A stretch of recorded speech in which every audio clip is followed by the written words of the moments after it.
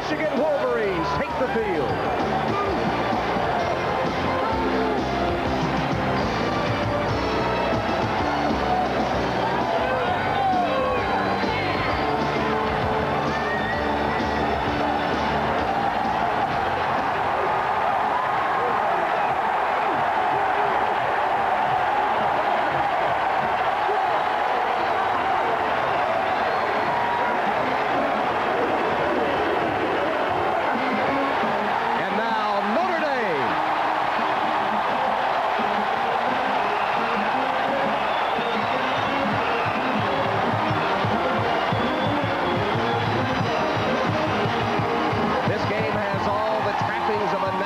Championship contest.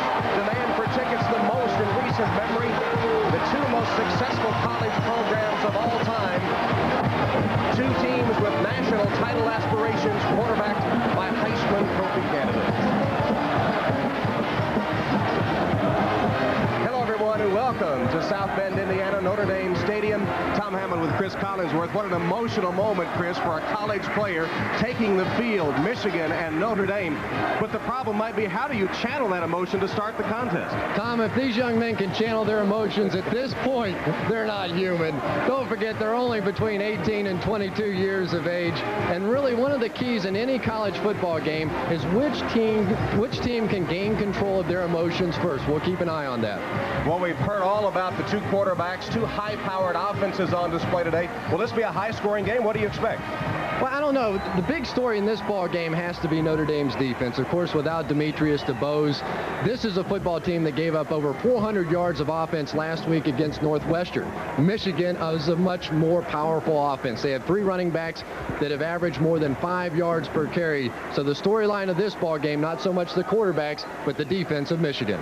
Well, when you have two teams relatively evenly matched, as we have today, often it's a surprise, a gimmick that sways the balance. For more on that, let's go to the sideline and John Dockery.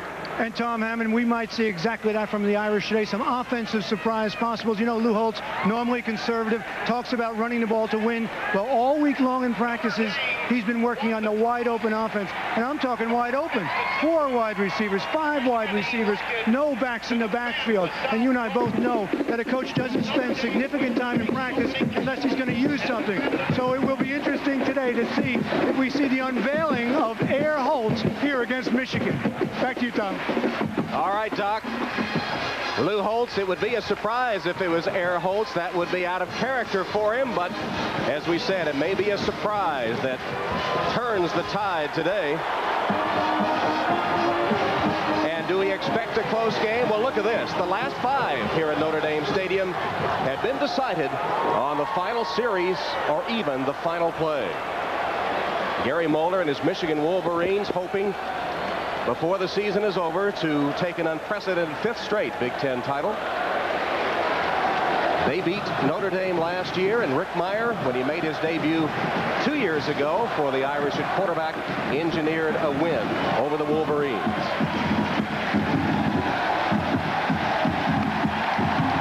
Elvis Gerback, the most efficient passer in college football last year. Notre Dame has won the toss, and the Irish have elected to receive. Game time temperature 69 degrees, a perfect afternoon in South Bend.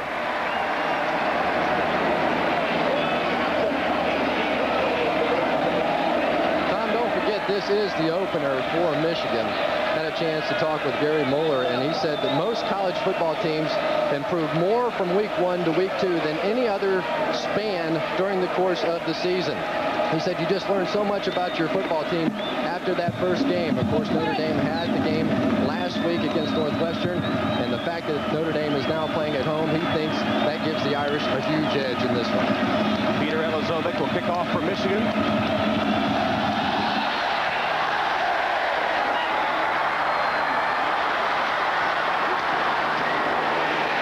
And the return by Burris, who takes it across the 25-yard line. Notre Dame, quarterback by Rick Meyer. Meyer on target to break most Notre Dame total offensive passing records, like Joe Montana wears number 3. He'll pass Montana for the Irish record with 4 TD passes. Bettis, 250 pounds, All-American, scored a record 20 touchdowns last season. And that offensive line, All-American Americans. Aaron Taylor and Justin Hall, the anchors.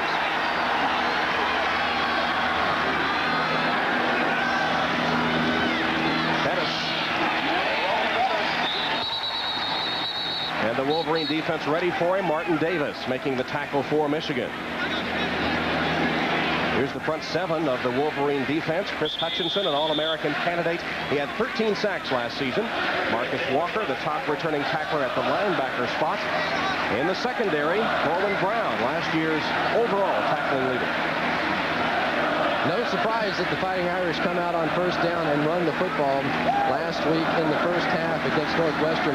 11 of 14 times on first down, that man Lou Holtz opted for the run. The head official was talking to Lou about something.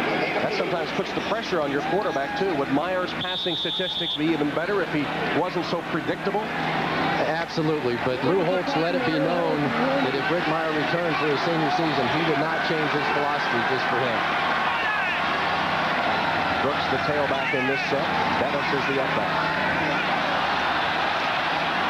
Brooks with his first carry, and Brooks twists his way to the 30-yard line where he's taken down by Steve Morrison and Tony Henderson. This is what Lou Holtz wants to stay away from. These situations, now third down and about 6.5 yards, almost forced to throw the football here. Last week, Rick Meyer threw an early interception in that ball game and kept Northwestern in it in the first half. So it'll be interesting to see whether or not he goes to the air on this initial series. Gerald wide left, Dawson wide right, I formation. Play action pass. Meyer to his tight end, Irv Smith, across the middle for an Irish first down. 10-yard gain. Shawnee Peoples, the strong safety, making the stop for Michigan.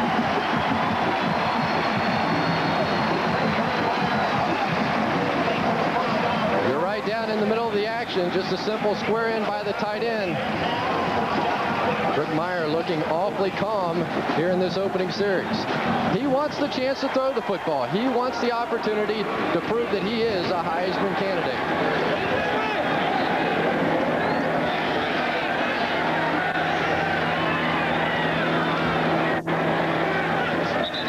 And that play will be whistled dead. Illegal procedure against Notre Dame, as apparently a trap play was on and the left guard, Aaron Taylor, moved prematurely. Red ball. Ball start. Offense. Repeat first down. Al Hines, the referee today. This is a split crew, Big East and Big Ten. So now Rick Meyer facing a 1st and 15. Do you still run the football? Lou Holtz probably will, but if you have faith in your quarterback, now's the time that it's a good opportunity to give him his chance. 3 wide receivers. Instead, Bettis bounces off one would-be tackler and crosses the 40 to the 41. He got 5 or 6 yards before Henderson and Morrison again combined to trip up Jerome Bettis. Bettis, 247 pounds, preseason All-American. Here's what he did against Northwestern a week ago. He needs 398 yards overall to break the Notre Dame top 20. And of course, the irony, he is a native of Detroit, Michigan.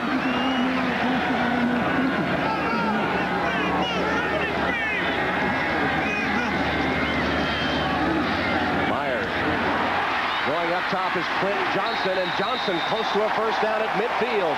Alfie Birch had the coverage, and Martin Davis came to help out, but it's a 9-yard gain for Notre Dame, and Meyer 2 for 2 in the early going. You see them giving a lot of respect to Clint Johnson on the outside. Alfie Birch allowing him to make the throw across the field. In college football, don't forget the hash marks are wider. So that was a long throw for an 8 or a 9-yard gain on that play. But already Lou Holtz showing a lot of confidence in Rick Meyer. There's Coach Holtz. His son Skip is the offensive coordinator and said he was hoping for more balance in the Notre Dame offense today. So far they've shown it. First down at midfield. First down pass. Meyer hits Lake Dawson. Fumble. And Michigan has it. Marcus Walker recovers the fumble after Lake Dawson had a Notre Dame first down. It was Alfie Birch who made the hit to knock the ball loose. A big mistake last week to open the game for Notre Dame, and here once again, Nice throw by Meyer. Lake Dawson hit by Alfie Birch. The ball comes free. You know, this is a much different Notre Dame offense than we expected, Tom. We were basically told that they were going to run the football, run the football, run the football until it didn't work. So far, Lou Holtz showing he will throw it. The game's first turnover by Lake Dawson. Michigan's ball when we come back. A look at the house Rockne built. Notre Dame Stadium. Sold out. Well over 100 straight here at Notre Dame, and Michigan going with a no huddle on their first possession. Gerback hands to tailback Ricky Powers, who breaks a tackle and bursts across the 45 to the 47-yard line. Greg Lane made a saving tackle for Notre Dame after Powers ripped off 15 yards. No huddle offense again. Powers had 164 yards against Notre Dame last season. And that's exactly what Lou Holtz was talking about. He said he wasn't so concerned about the number of yards that this defense gave up against Northwestern last week in the air, but he was on the ground. Walter Smith in motion. Gerback, another hand of Powers on the left side this time. Surrounded by the Notre Dame defenders, but they can't bring him down. Powers again breaks some tackles, and Greg Lane will get credit for the stop. Here are the starting lineups. The Michigan offense, led by Elvis Gerback. He was tops in the nation in passing efficiency last year. He's thrown more touchdown passes, 54, than any other Wolverine player. Powers needs 55 yards to go over 2,000 for his career. See the offensive line. Alexander and Smith at wide receivers. Now Tyrone Wheatley is in at the tailback spot for Michigan on 2nd and 4. McGee in motion, and Gerback's first pass. Flag down. Gerback will scramble. Taken down to Notre Dame 45, short of a first down. McGill on the stop for Notre Dame. And McGee may have been moving forward before the snap of the ball. Let's see. Illegal motion against the Wolverines. It was McGee who had been in motion and turned upfield too soon. Here's the front seven on that Notre Dame defense. Devon McDonald had a great game against Michigan last season. He had 15 tackles. Bursic second to DuBose in tackles last year. He moves into the spot vacated when DuBose was suspended. Secondary, Tom Carter, Jeff Burris, the people to watch for there. Carter playing with a slight injury. Made a saving stop against Northwestern at the goal line, knocking a pass down a week ago. Alexander and Smith, two dangerous wide receivers in the game with Malvo. Again, McGee in motion. This is a draw play to Wheatley. And Notre Dame not fooled. A gain of only 1 or 2 before the stop is made by a host of blue-shirted Irish defenders. The ball might have come loose. Sorting it out.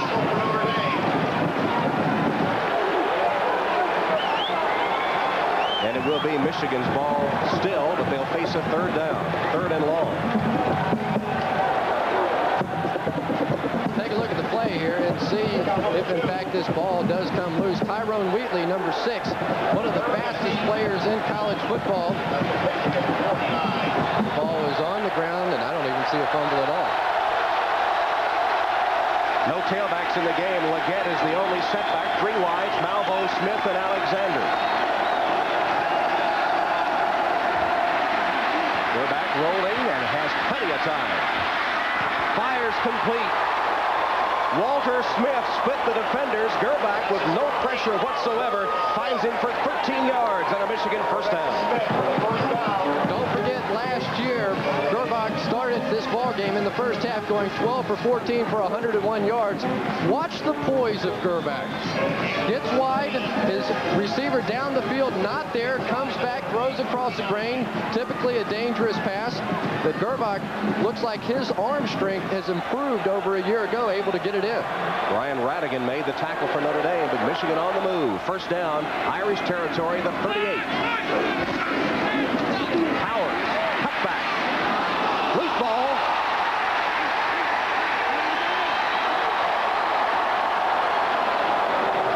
They're saying Notre Dame.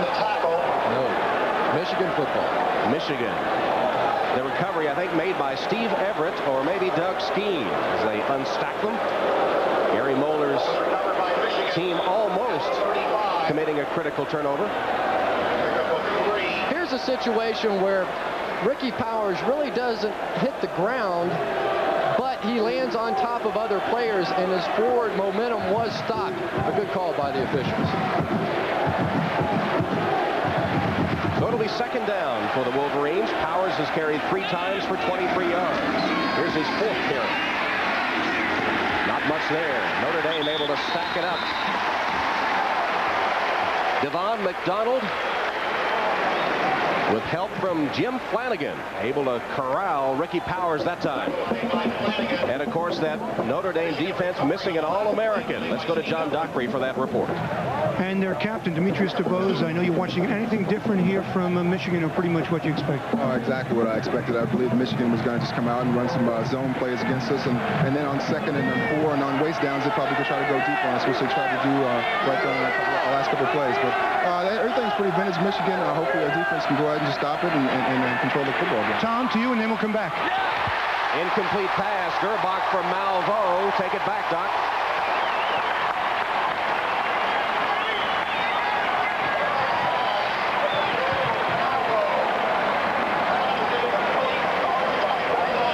A simple crossing pattern by Michigan. Gerbach a little high with the pass. A 4th down situation now. This would be a field goal of almost 50 yards. And it looks like Barry Moeller may decide to just go for it. So Moeller elects to go for it on 4th down. Remember, it was a key 4th down completion by Gerbach to Desmond Howard that sealed the win over Notre Dame last year. 4th down and 5.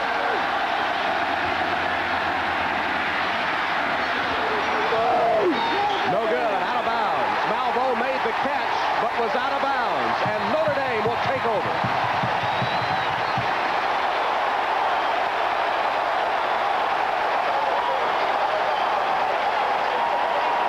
The play makes absolutely no sense whatsoever. He clearly would have come down out of bounds anyway, but even if he had caught the ball inbounds, not enough for the 1st down. A poorly designed play.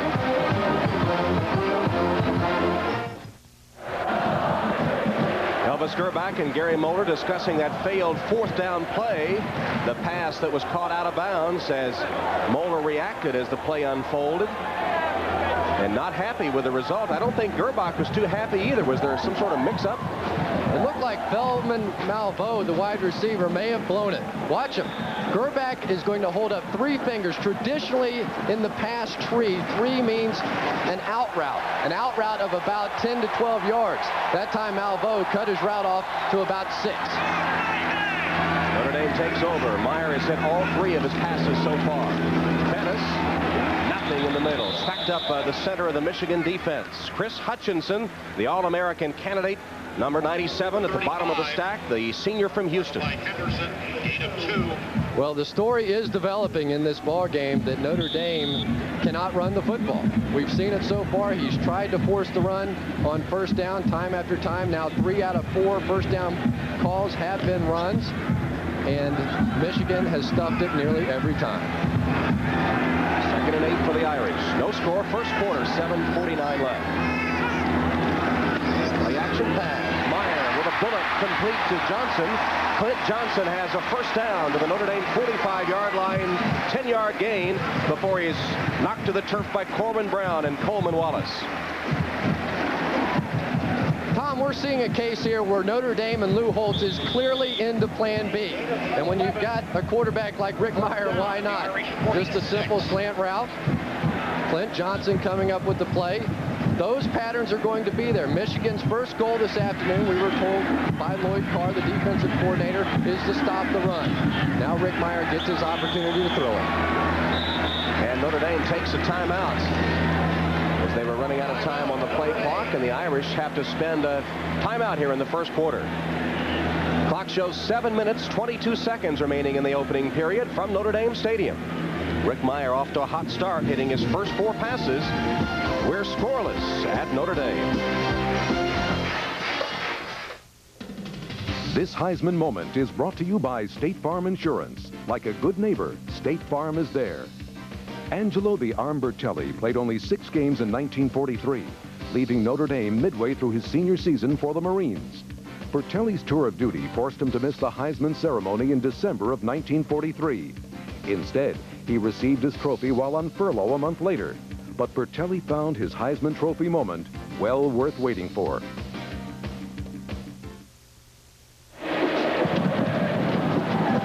Two teams have played on scoreless terms thus far in the first quarter. Notre Dame with a turnover its first possession. Michigan failing on a fourth down attempt.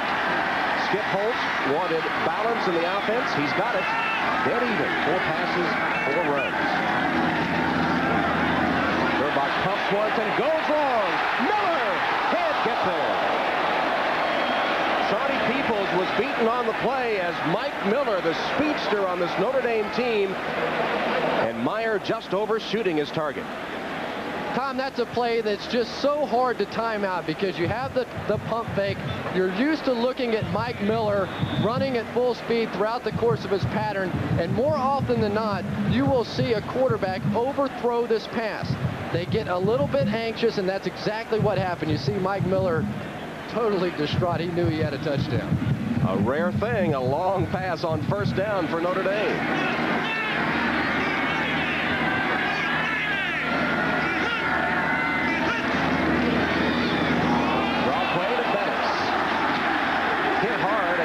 After a gain of about 6 yards, Coleman Wallace and Corwin Brown. It usually takes 2 to bring down Jerome Bettis, and they did the trick. There's a look at Corwin Brown, the senior free safety from Chicago. Now, Corwin Brown told me a couple of days ago that his big goal in this game was to get a big hit on Mike Miller, the speedster from Notre Dame, and he wanted to slow that guy down a little. He watched him against Northwestern, didn't want him running by him.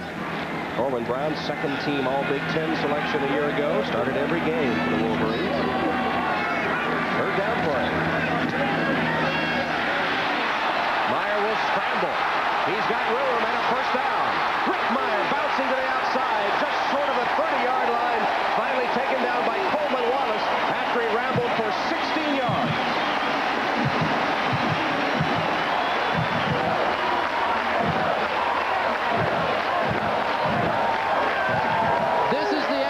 That Rick Meyer gives you. Not only did he throw for 2,000 yards a year ago, but he also had 9 rushing touchdowns. He got some good work down the field from Reggie Brooks, who stayed all over Marcus Walker, allowing Meyer to pick up the first down. So frustrating for a defense when you have a quarterback that can take off and pick up the first down.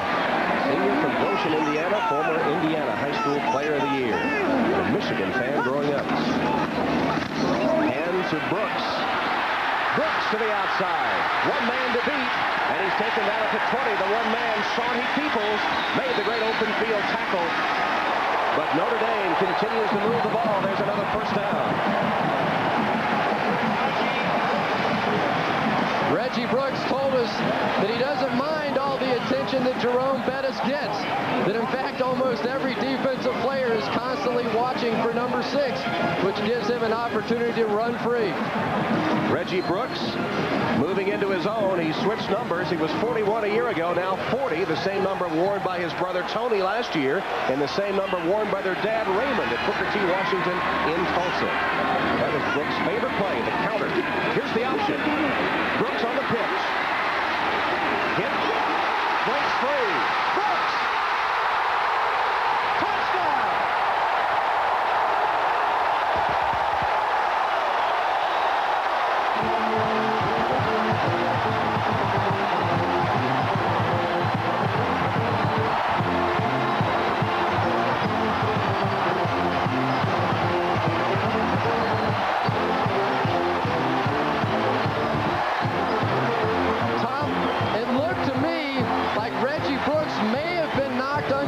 For a moment, right at the goal line. One of the most spectacular runs you are ever going to see. Just watch and enjoy. Corwin Brown missing the tackle, nearly down another time, keeps his feet. Now watch right here at the goal line. Hit right on the helmet and literally lost consciousness for a moment, lost the football. Fortunately for him, he was in the end zone. A huge ovation and well-deserved. Spectacular run by Reggie Brooks. What balance. And now Craig extra point.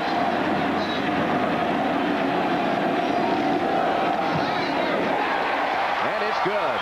Well, Reggie Brooks, only 5'8", he prefers to watch football games on television. When he comes to the game and people stand up, he can't see. What a great run. Remember, he told us that Barry Sanders was his idol. He got a chance to meet him one day, and he said, "Barry, do you know who you are?" Well, right here, Reggie Brooks doing his best imitation of Barry Sanders. Outstanding football play. Watch the hit. Stunned, he still manages to stumble across the goal line, and the Irish break on top 7-0.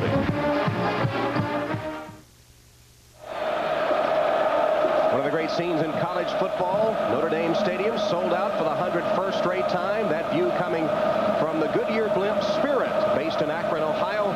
Goodyear, the nation's oldest tire company. Glad to have the Goodyear Blimp with us this afternoon. Here's Hendrick's kickoff after the Notre Dame score. Taken in the end zone by Wheatley. Tyrone Wheatley lowers his head and makes it to about the 19-yard line. He'll be marked out of bounds, I guess, at about the 17. Let's take another look at that touchdown run by Reggie Brooks. Don't forget, this drive was kept alive by Meyer's 16-yard run on 3rd and 4, the option game. And this was the play that Lloyd Carr, the defensive coordinator of Michigan, was scared to death about. He said Meyer can throw it. They have great backs in Bettis and Brooks, and then they can also run the option. That's spectacular. That really is just spectacular. I haven't seen a run like that for many seasons. That was perfect balance, perfect presence of mind, despite the staggering hit at the goal line. Michigan tries to answer. And the Irish defense ready for that one. Junior Bryant. Jim Flanagan stopping Bernie Leggett for a short gain.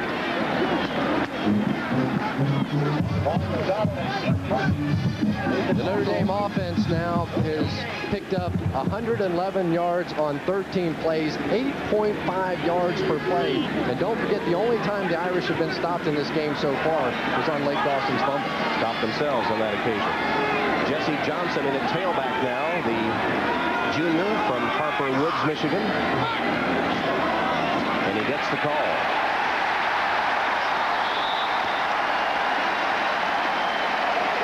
Devon McDonald makes the stop for Notre Dame. Let's get back now to John Dockery with Demetrius DuBose. Doc? Thank you, Tom.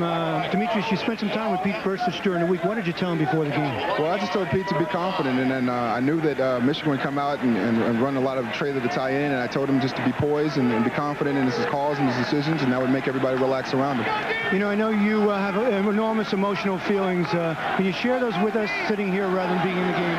Well, it's tough. You know, I just before the game, I just told all my teammates that I loved them and I cared about them, and it really means a lot for me to be able to play in the Michigan game. But you know, it's an unfortunate situation. But hopefully next week I'll be back and be ready to play. There's a completion, Tom. Was indeed, Doc, a completion from Elvis Gerback to Walter Smith on a 3rd down. It covered 20 yards, and Michigan in business now, moving the football with a 1st down.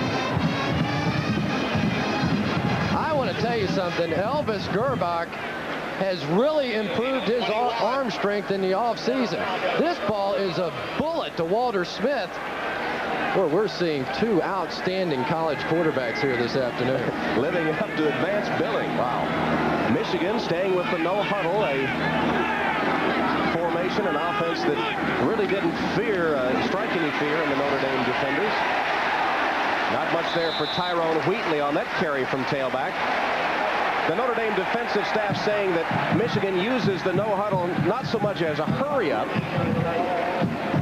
and you have plenty of time to make substitutions. They don't really snap it in a hurry. They still use their allotted time. And there's Rick Minter, the new defensive coordinator for the Notre Dame Fighting Irish, who said he looked to install a more aggressive Notre Dame defense this season. Yeah, and Rick also said that he wants this defense to be counted on to win football games, not just always be the unit that is breaking down.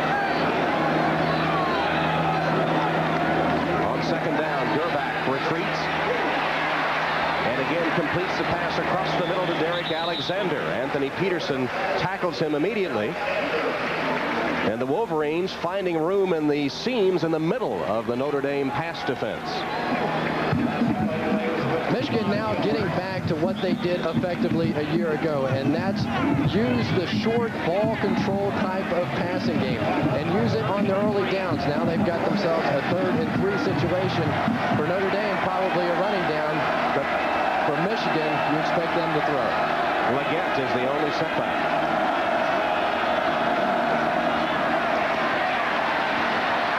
Down the sideline and complete.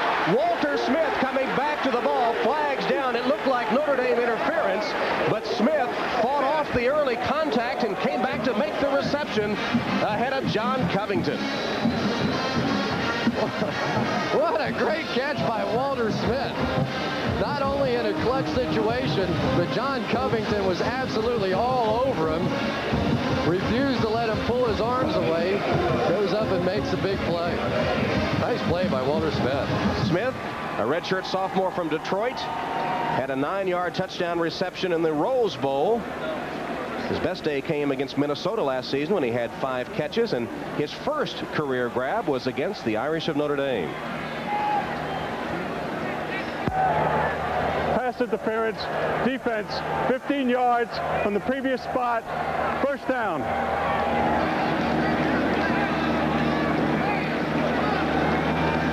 You're getting a situation where you have a safety and John Covington in man-to-man coverage with Walter Smith. That was a mismatch. Covington knew it, and almost amazing the way he was able to hang on to the football. Literally got one hand over the top while the other arm was being stripped by his side. That's a great catch. That really is. It goes for 20 yards. They'll refuse the interference penalty and take over just inside the Irish 35-yard line. Michigan with a first down. Elvis Gerbach has hit 4 of 6 for 58 yards. I think Rick Minner was surprised that Michigan threw the football on that last down. They went with the man-to-man coverage. Reverse. Alexander. Only a gain of 1. Tom Carter had to contain, and he contained it well. They were ready for the reverse by Alexander. Tom Carter ultimately made the play, but it was John Covington who just had the interference call against him, number 29, that really slowed it down to begin with. You see, he made the receiver slow down, made him stop. Derek Alexander had to wait for some help, and by that time the pursuit got there.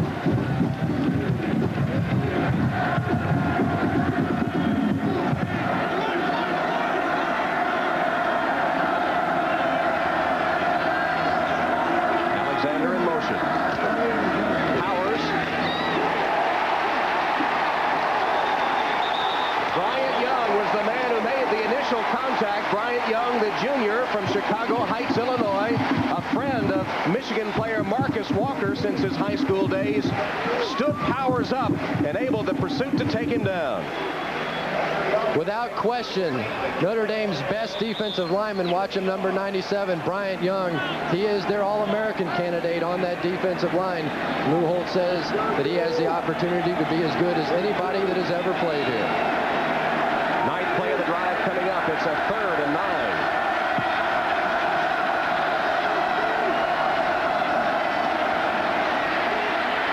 Gerbach's pass to a wide open Walter Smith, who can't handle it. Now Moeller, disappointed with that malfunctioning play, went for it on 4th down earlier. Will he go for it here? 4th and 9 from the Irish 34, trailing 7-0 and only 4 seconds left in the opening quarter. And they will kick it. Well, you know, he got burned last time. He goes for it on 4th down, leaves Notre Dame in good field position, which ultimately turned into an Irish touchdown. This time, decides to play for field position. Eddie Ascona will punt for the Wolverines. Notre Dame has nobody deep.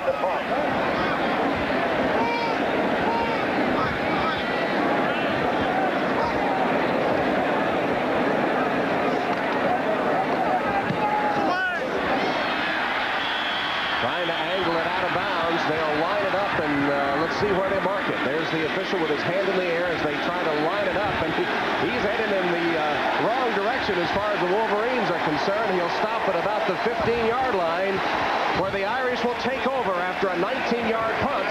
Notre Dame's ball to start the second quarter, leading 7-0. Elvis Gerbach on the phone to the coaches upstairs. His offense has moved the ball, but when they get close to scoring territory twice, they have sputtered.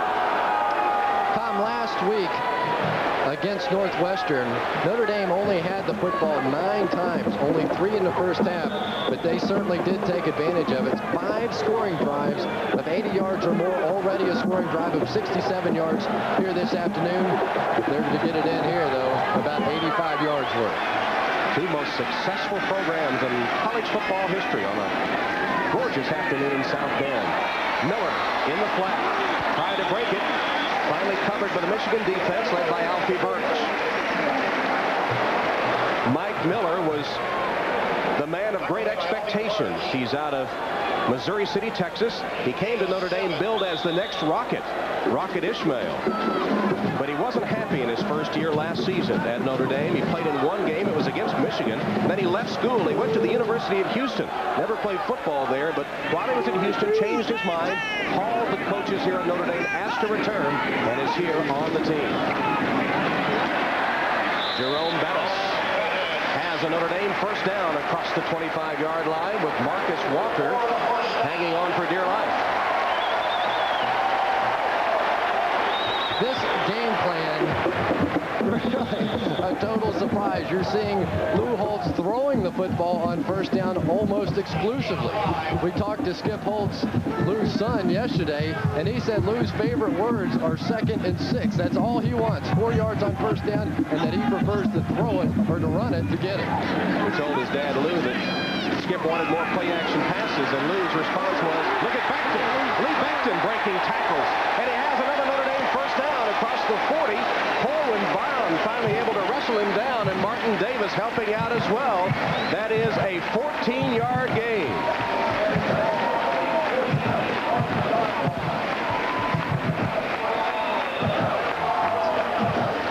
You're going to see Aaron Taylor pull across the line of scrimmage and kick out the end.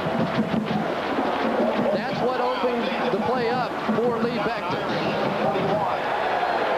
Beckton, a sophomore out of North Carolina with a first down run, and Notre Dame continues to move the football on the Michigan defense.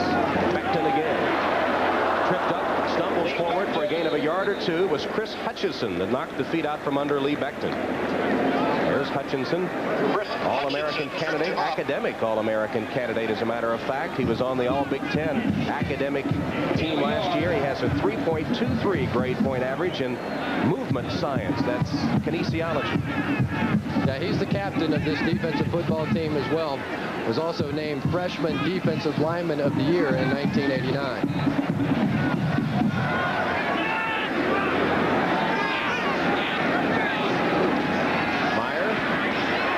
Complete pass to Bettis. Bettis shows the capability of receiving out of the backfield. He'll be a yard short of a first down. Walker and Wallace double-teamed him to the turf. And there is Lou Holtz. We were talking about how his son Skip wants him to open up and pass more. And when we told Lou that Skip wanted more play-action passes against Michigan, he said, yeah, Skip wanted to drive when he was 8 years old, too, but he wasn't ready. But it looks like he has heeded his son's advice today. I don't know if he came into this ball game with that plan, but almost by necessity based on the way that Michigan's defense was able to stop the run in the first quarter. Michigan now beefing up its offensive line on this third down play. Burris is in on the offense. He was in on a goal line situation for Notre Dame against Northwestern. Tony Henderson and Steve Morrison combining on the stop there, but not before Notre Dame picks up another first down. We talked about Notre Dame's defense at the top of the show, but maybe the key is Michigan's defense because of this powerful offense of Notre Dame. They really have not stopped the Fighting Irish yet. There's a look at Skip Holtz, the offensive coordinator and the son of head coach Lou Holtz. I asked Skip what he called his dad, and he said, Coach Holtz. I said, well, what do they call you? He says, Coach Skip. That's Irv Smith. Breaking too early, and that'll be a 5-yard step off against the Irish. Good ball start. You know, Herb Smith, as a tight end, as an eligible receiver there, could have reestablished himself. If he had not gone across the line and made contact, it looked like he just gave up on the play, but he is an eligible receiver. So now if he comes back and resets and nobody from Michigan jumps, I believe that that's a perfectly legal play. The referees were very late on the call, really did not blow the whistle until he gave up on it. So Clint Johnson and Mike Miller, along with Lake Dawson, 3 wide receivers in the game for Notre Dame on 1st and 15. And a first down pass. Meyer on the look into Lake Dawson. And Dawson, who fumbled earlier in the game after a 15-yard pickup, takes this one. He'll be short of the first down as he's tackled by Coleman Wallace. I don't know that I'm really believing what I'm seeing. We sat in the room with Lou Holtz yesterday, and he almost scoffed at us when we brought up the possibility that maybe he should throw more on first down than what he did last week against Northwestern. Maybe Skip Holtz is winning the battle of the Holtz family. What did he tell you? Teams that pitch and catch don't beat anybody? Is that what he said to you? That was his quote. Dennis stopped in his tracks, and this may be why they're throwing the ball. It's because Michigan is daring Notre Dame to beat him with a pass while stopping Bettis on the ground. That was Henderson and Walker, and they've been tough up the middle on Bettis today. Now maybe now it's time for Notre Dame to get away from trying to run it right up the middle and flip it outside. Give Jerome Bettis a little room to roam on the outside. Skip Holtz told us yesterday that he has as good a hands as anybody on this football team. They would love to get him the ball away from the line of scrimmage because he is absolutely intimidating the defensive backs once he breaks free. Bettis on the sideline, held in check. This is the 9th play of the drive, and it's 3rd down. Meyer has it batted in the air and almost intercepted. It was Steve Rakowski, the junior from Redford, Michigan, that knocked the ball into the air and almost had a chance to grab it for the interception. So the Michigan defense putting the pressure on Meyer that time. Really not. Meyer just hit Rakowski in the head. He never even saw it coming. Watch number 66, a nice job of blocking in the middle. Aaron Taylor making a nice block, and then boom, hit him right off the shoulder pads. He threw up his arms to fool us. I think that's a good idea. Probably get credit for knocking down the pass. We went for it. Here's Alexander awaiting the punt by Hendrick. A very poor snap by Johnson, the long snapper. And the ball will reach the end zone on the fly for the touchback. The Wolverines will take over at their own 20-yard line, trailing Notre Dame 7-0. Tom Hammond, Chris Collinsworth, John Dockery at Notre Dame Stadium. Fighting Irish leading the Wolverines of Michigan 7-0. 9:58 left in the first half. Notre Dame ranked 3rd in the nation. Michigan, depending on which poll you take, ranked either 5th or 6th.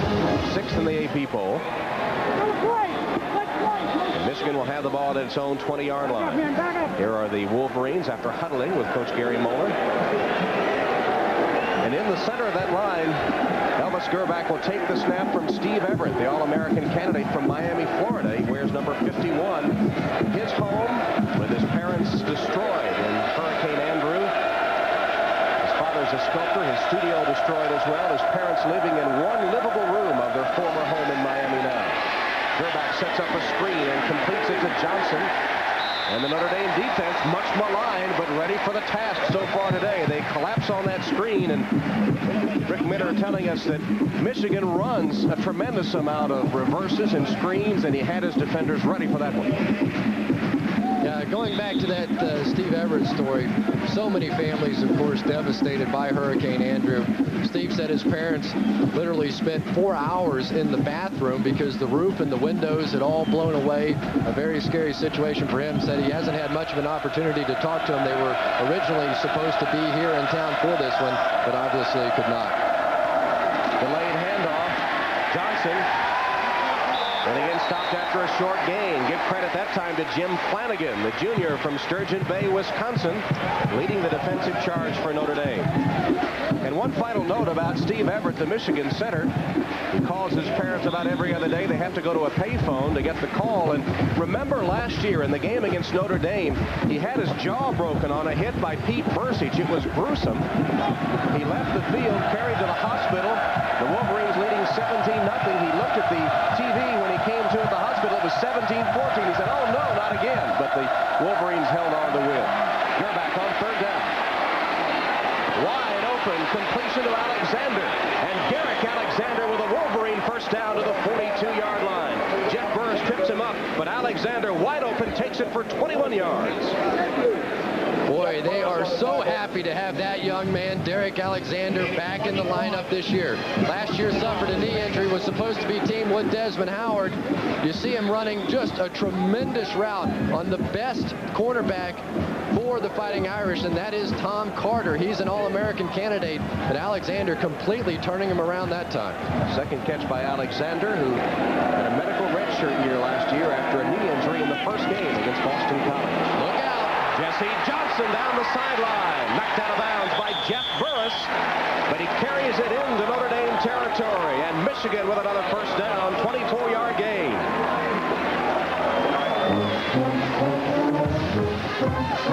Watch the middle of your screen. Steve Everett going for a position, and he gets it. That's all you need, and he stayed with it. So many times you'll see an offensive lineman make good initial contact, but not stay with the block. That time Steve Everett did, and that's the reason he's considered an All-American candidate. First-rate block by Steve Everett. Rob Doherty made a nice one, too. First down, Michigan, moving at the Irish 36. Jesse Johnson to the 30-yard line. Bryant Young and John Covington double-teaming him, getting him down finally. And we told you about the hit by Bursic a year ago that broke the jaw of Steve Everett. Here it is. This is one of the most gruesome plays you're going to see in football. Watch number 47. That's Pete Bursic right in the middle of your screen. He is going to hit Steve Everett right here. His helmet completely or almost completely destroyed, broke his jaw set when they were trying to lay him on the stretcher. Blood was literally running down his throat. He couldn't breathe. Thought he was going to drown in his own blood. Gilback completes it to Tony McGee as tight end. Knocked out of bounds just short of the 20-yard line. It's enough for another Michigan first down. McGill and Carter on the stop of big Tony McGee, 241 pounds from Terre Haute, Indiana. The end of that play from a year ago where Everett had his jaw broken.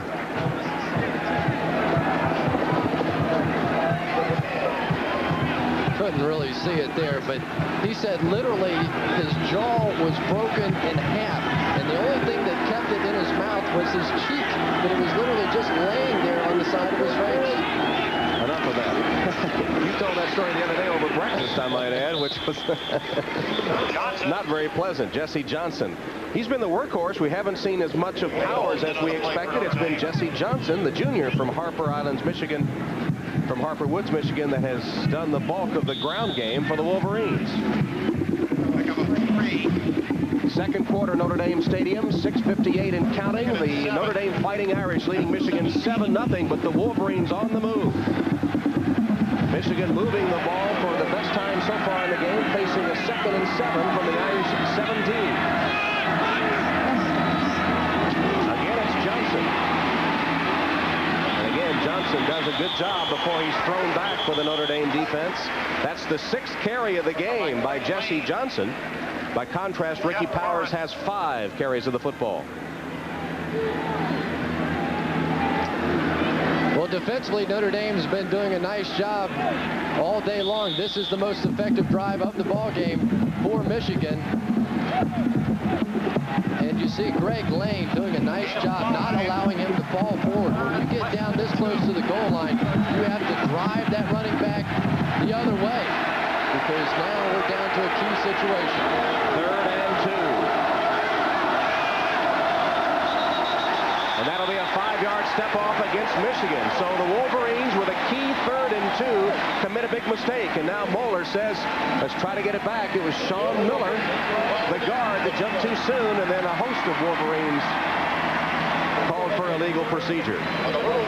This is just absolute death. When you get down inside the 15-yard line, you only need 2 yards. You're running behind your best offensive lineman on the right side. Doherty, Kokozo, Everett, McGee over there. Almost impossible to stop. Now you put yourself in a passing situation. Don't forget, this is Michigan's first game, so likely they'll commit some of those timing mistakes. Nickel defense for Notre Dame, 3 wides for Michigan. Gerback for the end zone.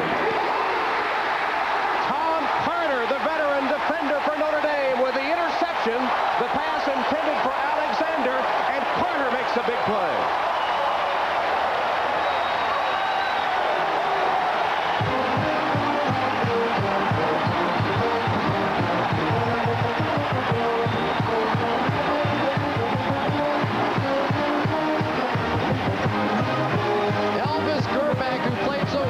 A year ago makes a huge mistake. Tom Carter atones for his earlier getting beat by Derek Alexander. Boy, that is close. I'm not sure this ball was intercepted or not. See if we can get a little better angle of it. You see Tom Carter go up, make the play.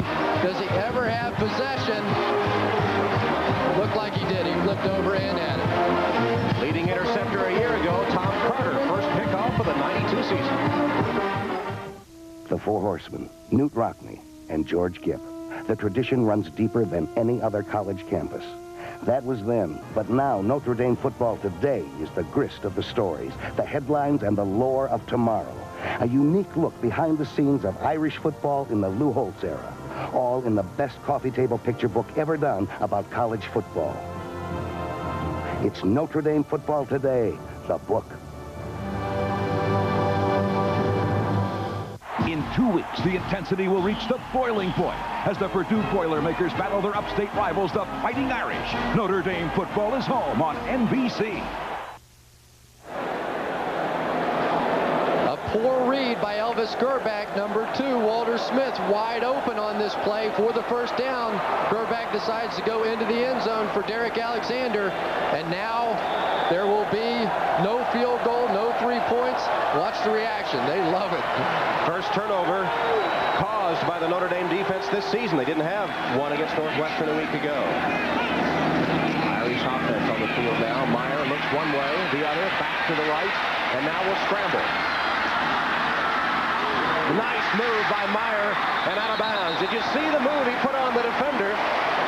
Faked the pass, even though he was beyond the line of scrimmage. He knew he couldn't throw it, but the defender bit, and Meyer had an extra 5 or 6 yards. You see him scrambling around, a la Joe Montana. Hard not to say that name when you're watching number 3.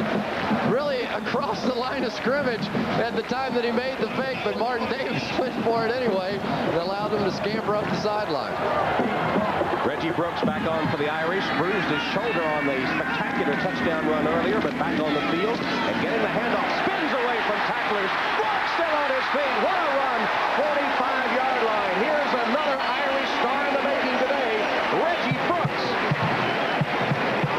He spun away from Steve Rakowski, kept his balance, and he is spectacular today. You know what's happening? This defense is really focusing in on Jerome Bettis. Bettis that time goes to the right, a simple counter play back to the left. Tom, you said before the broadcast that you thought Reggie Brooks was going to end up being the star on this team. You may be right. First down Irish. They've gained 185 yards so far. Bettis, not to be outdone by Reggie Brooks, takes Steve Morrison for a ride on his back and takes about 7 yards off that chain for Notre Dame. That was a highlight play in itself. You will only see a handful of fullbacks anywhere in football that is able to hit into the line of scrimmage, slide 3 or 4 yards to the right, and still pick up 6 yards. There's some talent on this field. Just over 4 minutes left in the first half. Notre Dame leading Michigan 7-0. Myers pass overshoots Adrian Jarrell, the intended receiver. Well, the two defenses, Chris, have been blitzed by these high-powered offenses today. They've been bending, although not breaking, with only 7 points scored. Michigan defense has surrendered nearly 200 yards. Notre Dame has given up 157 to the Michigan offense. Yeah, and I think I've seen just about everything now. On a 2nd down and 2 call, Lou Holtz comes up with a pass. This is just not typical Lou Holtz football. Let's see if they go back to their familiar power game. They're in the I formation. Brooks is the tailback. Reggie Brooks, good blocking up front. Brooks knocks down the official and takes a Notre Dame first down. Shawnee Peoples made the tackle for Michigan. Brooks not happy about that. He thought he needed more, and the official kind of got in the way. Well, the umpire shouldn't feel too badly. Reggie Brooks has been knocking down everybody else. Another nice move. They go with the draw play. This is a much more wide open plan by Lou Holtz here this afternoon. Irish first down. Clock shows 3:54 first half. Notre Dame at the Michigan 43.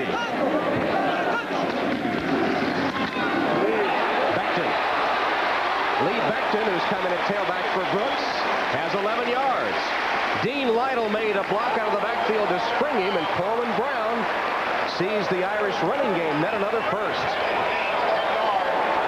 So many times in college football, you just don't know who the star is going to be.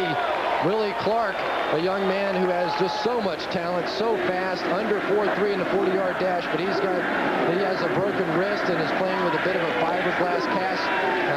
May or may not get in the ball game today, so that means that Lee Beckton gets his opportunity, and he's certainly taking advantage of it. It's Lytle and Beckton in the backfield here on a first down play. Beckton. Lee Beckton twisting and turning to the Wolverine 20 with Corwin Brown and Dwayne Ware wrapped around his ankles. And Lee Beckton getting into the act. Everybody off the bench for the Irish today is executing the offense. Beckton has carried 4 times for 39 yards. And we also may have another story developing. Chris Hutchinson, the great defensive lineman from Michigan, limping off the field. And Aaron Taylor, number 75, looked like he was awfully happy about it. Literally tapping him on the tail and saying, all right, go over to the sideline, get out of here. I've seen enough of you already. Gannon Dudlar, a 6'4", 265-pound junior from Birmingham, Michigan, replaces Hutchinson. Beckton, nothing there this time. Tony Henderson met him first, and then Dudlar, who just came in, put the finishing touches on Lee Beckton. Clock continues to roll, now under 3 minutes. Tony Henderson had a good year as a redshirt freshman last season, 37 tackles and 3 sacks for the Wolverines. Interesting to see where they go now. I'm trying to guess with Lou Holtz, you would almost have to say pass now. Traditionally, maybe a run, maybe a draw, but the way Rick Meyer's throwing the football, you look for the pass here. They've had only 1 pass on this drive. This will be a reverse and a fumbled football that Michigan recovers. Martin Davis got right in the middle of that play. They couldn't make a clean exchange of the ball, and when it came loose, Martin Davis, the senior from Chesapeake, Virginia, was there to recover for the Wolverines. Second Notre Dame turnover. Both times they seem to be driving for a possible score. Tom, I really don't like this call. When you're down this close, you're putting yourself in a position where you almost have an automatic 3 points. And when you run a reverse play, you take a chance on either a fumble or a big loss. Even if Notre Dame had been able to recover this ball, they would have been out of field goal range. I think that's a bad call.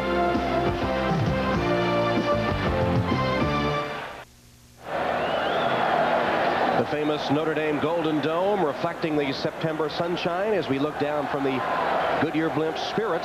One of Goodyear's other blimps, Stars and Stripes, is currently in South Florida providing disaster relief information via its computerized message board. I'm glad to have Spirit with us today. That's the Notre Dame Stadium. A scaled down version of the Michigan Stadium, which seats 102,000. Notre Dame's over 59,000, but Michigan's built in 1927, and Notre Dame using the same basic plans with some input from Newt Rockney to build this facility 1930. 2:19 to go now. Let's see what Gerbach can do with this 2-minute offense. It won't be the slow no huddle. This is the hurry-up tempo now. Gerbach with time and an open receiver, Tony McGee. McGee with a first down, stopped at the 49-yard line by Anthony Peterson, a 16-yard gain. Gerbach to McGee. We're seeing a lot of man-to-man coverage in the secondary for Notre Dame. That time Anthony Peterson locked up on Tony McGee. Simply not able to get him covered. Really had a lot of field to work with on the top of your screen and was able to take advantage of Anthony Peterson. First down play for Michigan, trailing Notre Dame 7-0, 2 minutes and counting. Gerbach in traffic, but the catch made. Again, big Tony McGee, the tight end. Let's go down to John Dockery now for an update on the injury to Michigan defender Chris Hutchinson. You know, it's good news for Michigan. Chris Hutchinson, as you can see, is behind me. He's on the bench. He's fine. His leg is fine. But interesting listening to Greg Matheson, the defensive line coach, talk to his defensive team. He made a very dramatic statement, Tom. He said, look, if we do our assignments, if we tackle, if we get to the ball, we can beat this team. We have them beaten. Gerbach rolling out. And his pass right on the money to Derek Alexander. Beautiful execution by Gerbach and Alexander.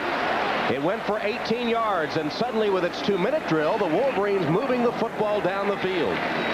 The exact same play that they hit earlier. This is just a deep comeback route by Derek Alexander. Tom Carter certainly showing Derek Alexander a lot of respect, giving him a big cushion, as is generally the case when you have under 2 minutes to go and a half. We shall see if this lay back and bend but don't break defense is effective for Notre Dame here before the half. Jesse Johnson in at tailback now as Gerbach again goes to the air in the flat intended for Johnson, but over his head and incomplete. Gerbach now has hit 10 of 15 in the game for 129 yards. He had the interception in the end zone. Now, Elvis Gerbach certainly has been a great quarterback for Michigan. During the course of his career, in the games that he has started, they have a record of 23-5. If you're wondering about his name, he is of Croatian descent. Elvis is a common name in Croatian. He's still with relatives in that war-torn country, newly independent from Yugoslavia.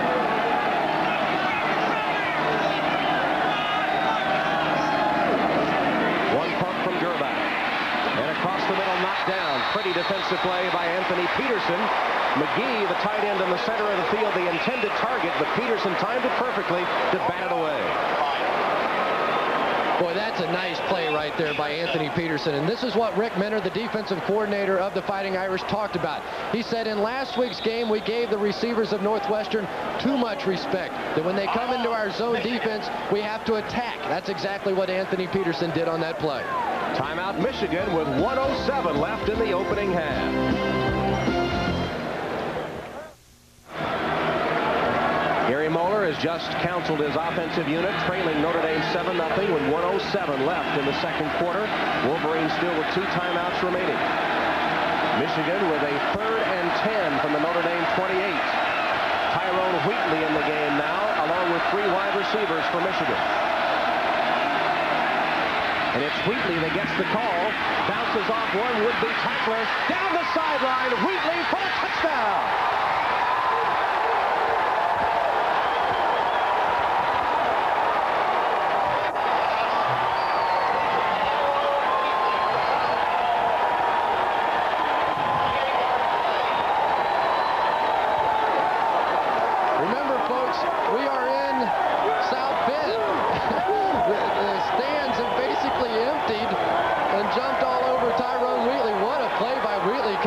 Sideline. He is a blur, and once he broke free, it was right down the sideline for an easy touchdown. Take a look. Gerbach throws it off in the flat. A missed tackle on the play. John Covington unable to get him down. Wheatley off down the sideline, as he did in high school. Won the state championship in the 100 meters, 110 hurdles, and the long jump in high school. And the extra point, Elizovic out of the hole by Reamersma. And he boots it through to tie the game. A dramatic touchdown in the last minute of the first half as Tyrone Wheatley, the sophomore from Inkster, Michigan, takes the 28-yard reception from Elvis Gerbach. Well, I tell you, it's nice when you have athletes like that that can just make plays. That was LaRon Moore that bounced off and made the initial contact. But we have seen a lot of just simply great athletic plays. Chris, watched the block by wide receiver Derek Alexander, too. He makes a good block after Wheatley bounces off, and I don't know if you'll see it in this view. There it is. Alexander. More often than not, when you see a play go for the distance, somebody has made a play blocking down the field. Gary Moeller celebrates the tying score. They've moved the football very well. In fact, now have more total yards than Notre Dame. But that's their first score of the afternoon, it goes to Tyrone Wheatley, who scored 9 touchdowns last year as a freshman, including a 53-yard run in the Rose Bowl. You know, Tom, and here we go again with Michigan and Notre Dame. It seems that when these two teams get together, we always have a close game, hard fought, with a lot of spectacular plays. Elizovic to kick it off. It's a squib kick. Bouncing to the Notre Dame 20. Jeff Burris collared at about the 30-yard line by Coleman Wallace. And let's see if the Irish now, with the offense that has amassed 208 yards here in the first half, can get some points in the final 53 seconds. Injured player on the play for Michigan. It's Dennis Washington. But, Tom, there's still plenty of time left here in this first half. 53 seconds. We'll find out exactly how much confidence Lou Holtz has in Rick Meyer's ability to make the right decision. You don't mind so much here if you don't get points on the board, but if you truly have trust in your quarterback, you can have the faith in him that he won't make the big mistake, and that's what they want to avoid. If they get points, fine, but don't turn it over and give Michigan another chance to score and take the lead before half. Rick Meyer totally committed to winning a national championship and an assertive leader on this Notre Dame team after passing up a chance to come out early to the NFL. And in practice, he often reprimands his players. I didn't stay around here for nothing. Hope you'll stay with us at halftime. Scores and highlights with Jim Lampley, Hannah Storm. And we'll see if Meyer, who has hit 7 of 10 passes, can get something on the board before intermission. Let's see if we can find out what happened on this injury to Dennis Washington.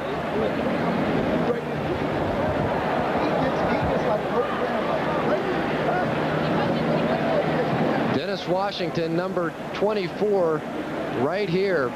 We'll see if we can. It looks like maybe a problem with his knee. He was being forced down, and you can see that knee buckle underneath. And that's one of the dangers of playing football, is that sometimes those knees are put in positions where they really don't belong. There it is, right there, as his foreleg just lays down on the ground. And you certainly hope that Dennis Washington is okay. They're still attending to him on the field. Dr. Gerald O'Connor in the blue shirt is the knee specialist with this Michigan team, taking a look along with trainer Paul Schmidt. Well, we'll be back here at Notre Dame Stadium on the 26th for an intra-state rival as the Purdue Boilermakers will make an appearance against the Notre Dame Fighting Irish. That's coming your way on NBC on September 26th, the Irish and the Purdue Boilermakers. Tom, this has really been an offensive show so far. Over 400 yards of offense here in the first half, and yet the score only 7-7. What we've seen is some big turnovers in the scoring zone, interceptions, fumbles, but for the most part, neither defense has been able to completely shut down the other team's offense. And this isn't so good. They're bringing out the stretcher now, so we certainly hope this young man is okay. Dennis Washington, redshirt junior from Lorain, Ohio, and his coach Rick Mulder now coming to check on his backup fullback. This really hurts the depth factor at fullback for Michigan. They really had only 2 that had played extensively. Leggett, the first teamer, Washington is backup. Foster, a redshirt freshman, would be the 3rd fullback. You get so excited watching college football, and there's so much drama and the pageantry and the crowds, and it's so much fun. But this is part of the reality. There are young men who get hurt that have to go through off-season rehabilitations, but fortunately the doctors now are doing such a great job that in general these young men are able to get back in a year's time. But you see the concern on the part of their teammates.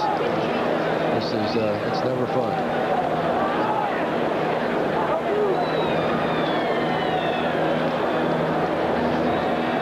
Sort of takes the steam out of that emotional high that the Wolverines were experiencing after scoring in the final minute of the half to tie the game. Yeah. Looks like he may indeed have a bit of a problem with that knee. They've got the shoulder pads off now. And applying, I believe what that is an inflatable cast. Right, an air cast, where literally they just want to immobilize that part of the knee. I can't, you hate to speculate. Maybe the knee, maybe the lower leg. Tibia, the fibula down there, sometimes a problem. Impressive, reeling off that anatomy. Medical terminology in college. Watch it one more time. Number 24, Dennis Washington. We'll see if anything beyond. Okay, I've seen that one enough. It's the thing players fear most, isn't it? A knee injury. Yeah, it really is. And look at him. You know, Dennis Washington here, he comes out here this afternoon so excited, so fired up to play, giving 100%. And then just the strangest things can happen. You just put your leg in a strange position, you fall back over. And it's not just the Michigan players that get upset. You see both sides concerned. Aaron Taylor there initially. Justin Hall, some of the other Notre Dame players.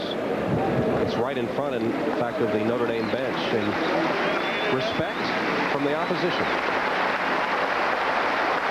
Yeah, that's a good point. When you play in this type of a football game, you definitely have respect for the guys on the other side of the ball. Many of these young men played in all-star games together. They played against each other in high school. And certainly don't like to see this happen to anybody. Nice hand from the Notre Dame crowd as well.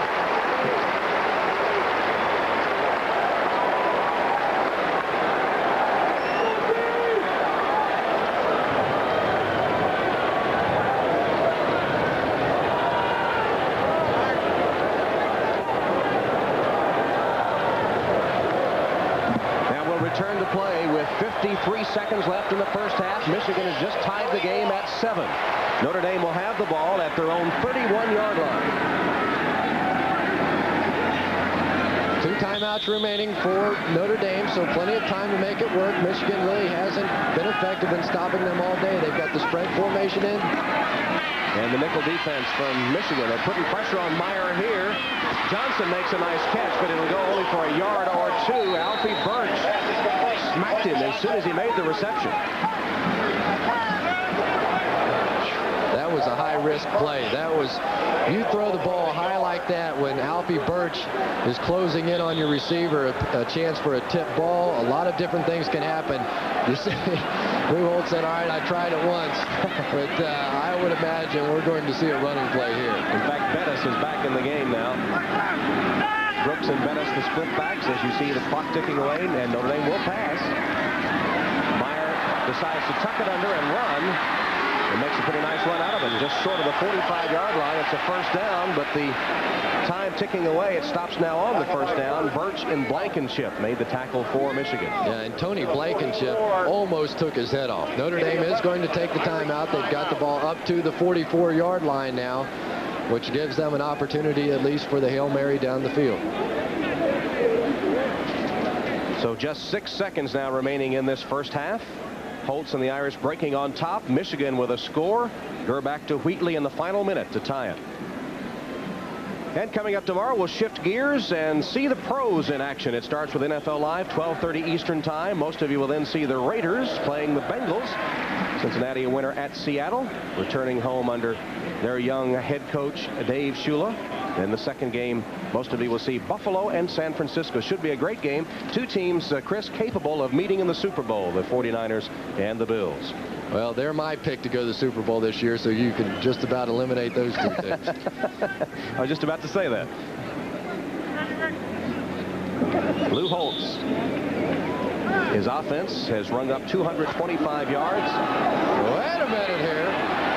And they're in the no huddle, and Michigan still over on the sideline. Notre Dame ready to go. The officials keeping control of the situation.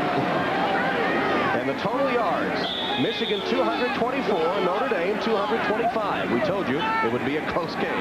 This is a bit of a surprise set. 3 wide receivers to the bottom of the screen. Indeed, they are going for the Hail Mary. Incomplete with 1 tick left. Michigan had it well covered. Yeah, that's a play you're seeing more and more teams run in this situation to try and get themselves into a position where they can actually throw it into the end zone. It was the Hail Mary type formation with 3 wide receivers at the bottom of the screen, and then one of the receivers simply breaks back and tries to come underneath, that time Mike Miller.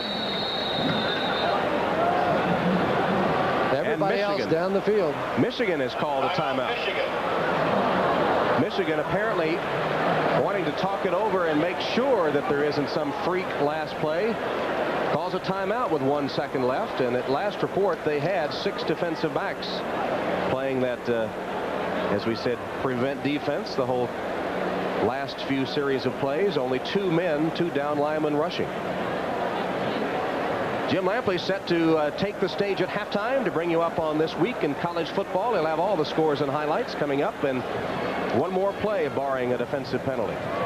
Yeah, and that's really the key. You cannot have defensive pass interference, because if you do, then you get another play even if the clock has expired.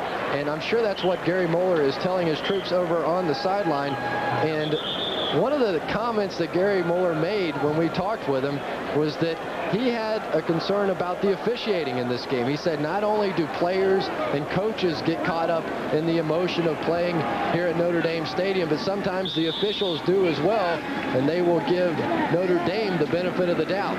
So I'm sure he just told his troops to be careful. For the last play of the half, Ray Griggs on the field for Notre Dame. Lake Dawson is there with Clint Johnson, the wide receiver, but to draw play to Brooks.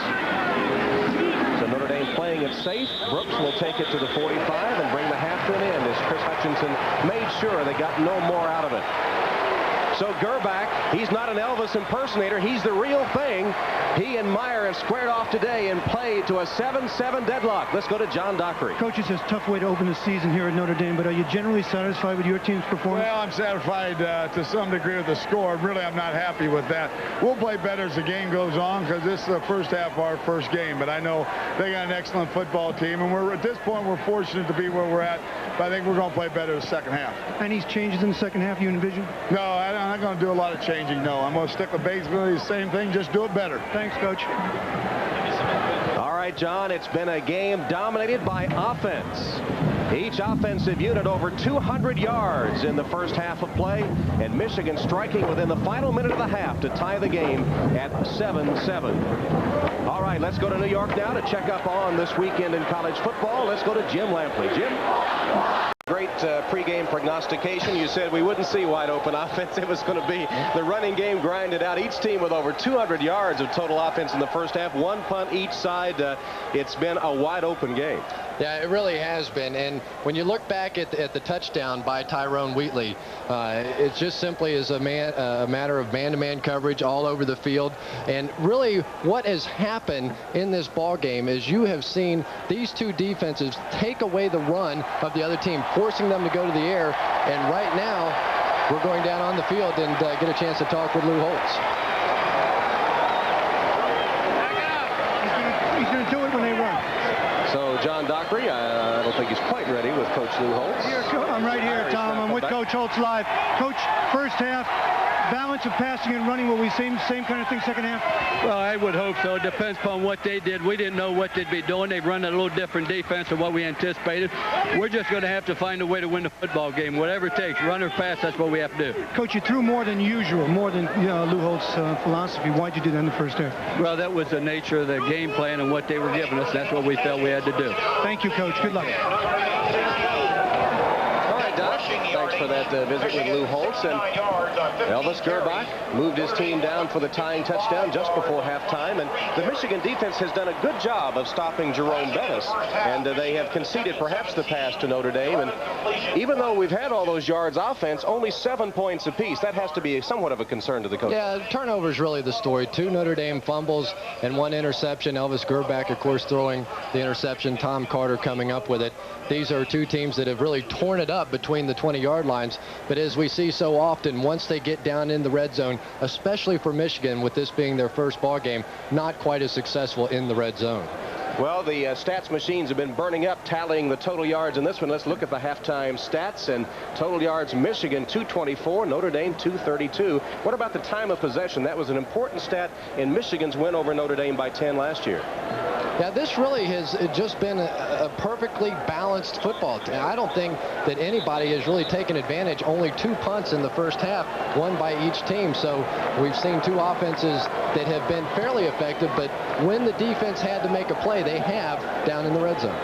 Rick Meyer started out hitting his first 4 passes. He's 8 of 12 officially at halftime. And Meyer, perhaps to the surprise of most, has been frequently going to the air today. Michigan to kick off to start the second half.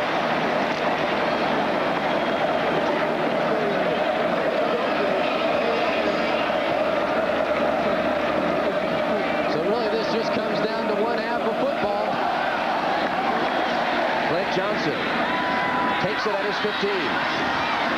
Johnson with a seam up the middle to the 33-yard line before he's tripped up by Nate Holdren.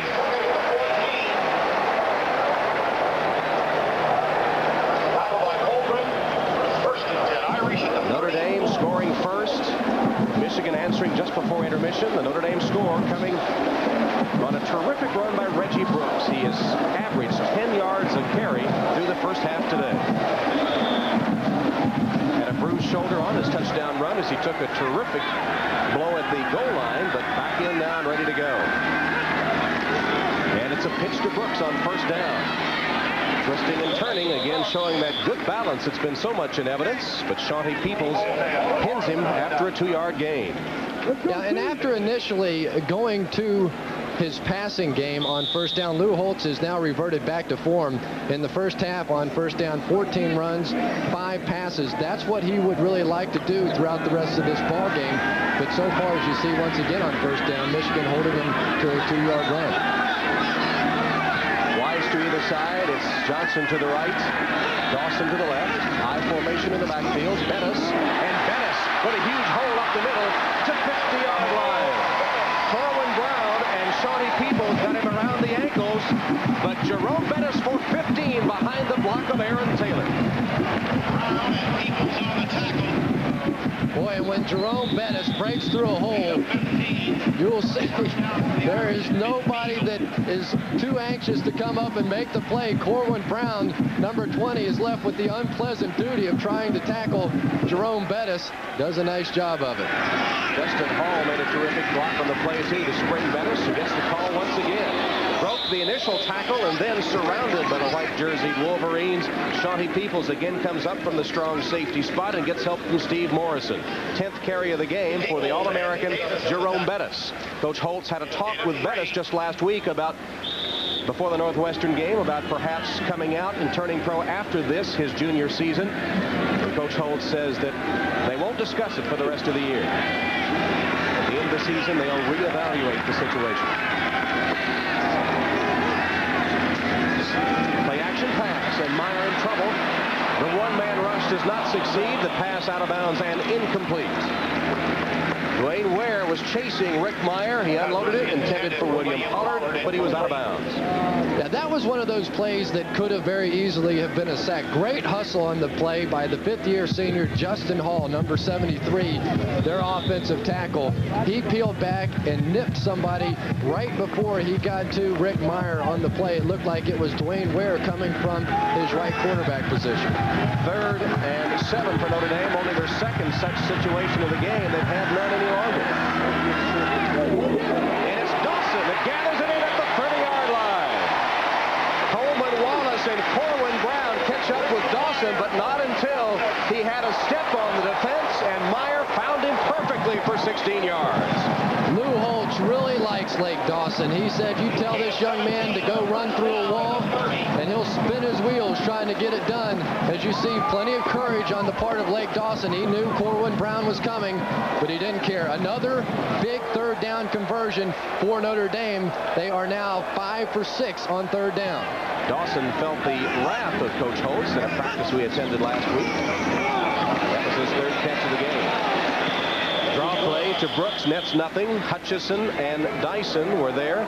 Chris Hutchinson a little bit shaken up in the first half, but back back on the field, leading the Michigan defense. Yeah, Chris Hutchinson is really an interesting story. He's a young man that usually gives up about 50 pounds in every game that he plays against his opponents, only weighing 245 pounds, goes against offensive linemen in the 300-pound category. He says that technique is the key for him, that he just has to keep his pads lower than his opponents and then work his hands inside and maneuver that offensive lineman. Rick Meyer looking over a nickel Michigan defense on 2nd and 11.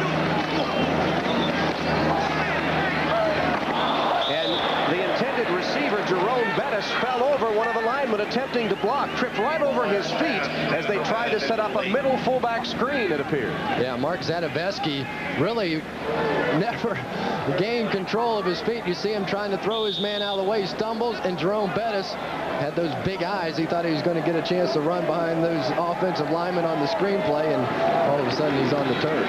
This is the longest third down conversion by the Irish today. It's 3rd and 11.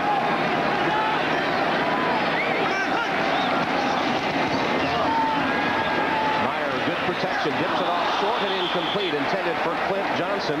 As the Wolverines had good coverage downfield, Meyer went to the safety valve and the pass falls incomplete. You know, I had a chance to talk with a head coach in the National Football League this week, and he said the only thing that concerns him about Rick Meyer is his low completion percentage, that generally he doesn't throw much in the 60 to 65% range. And I think a big reason for that is that for the most part, Rick Meyer is left to throw on 3rd and long situations, doesn't get many opportunities on 1st down. Hendrick, a 48-yard field goal to try. He's the best kicker in college football, but that one blocked by Michigan. Picked up by Hendrick, but Michigan with a block. It might have been Steve Morrison in the center that was able to get the kick with a low trajectory block to the turf. Earlier in this ball game, we saw Gary Moeller make the decision to punt when he could have tried a 50-yard field goal, and this is part of the reason why. Because now you get the opportunity to take over the football at the 45-yard line, and this is a great scoring opportunity for this Michigan offense. The ball just never got up. And it hit Corwin Brown right in the shoulder pads. Corwin Brown elevated, but the kick, a very low trajectory kick by Hendrick, never had a chance. And Corwin Brown gets credit for the block of Hendrick's field goal attempt, and Michigan will take over.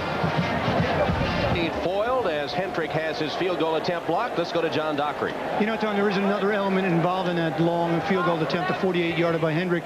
The wind is actually blowing from right to left as you look at the field, and it's blowing into the kicker's face. Now, it's not that substantial wind, but still, it's right there. So he might have tried to jack that up a little more, and in doing so, got the low trajectory and the block.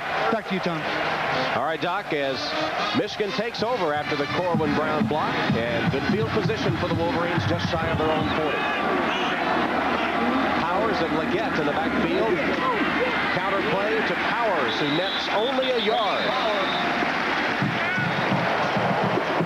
And the self-styled custodian of the sidelines, Mr. John Dockery. Okay, Tom, I know that you and Chris have been up there wondering about the Michigan helmet. You know, the distinctive design. No, this is not an imitation of a Wolverine's claw, but rather back in 1938, then Coach Fritz Chrysler was looking for a way for his quarterback to be able to find his receivers downfield a little more easily. Thus, the distinctive stripes were born on the Michigan helmet. Yes. Elvis has found them with regularity today, that's for sure. Here's a handoff to Leggett, and Bernie Leggett, the fullback, pounds ahead for 12 yards. Anthony Peterson with the tackle, but Leggett, a rare carry, and a Michigan first down. You know, I examined one of those Wolverine helmets in Ann Arbor the other day. That's just a decal. How about that was fancy paintwork? Bernie Leggett is a second-year starter for the Wolverines. He is, for the most part, a blocking back, but he does average 5 yards per carry, so he is a weapon when he gets his hands on the ball. First down, Michigan in Notre Dame territory.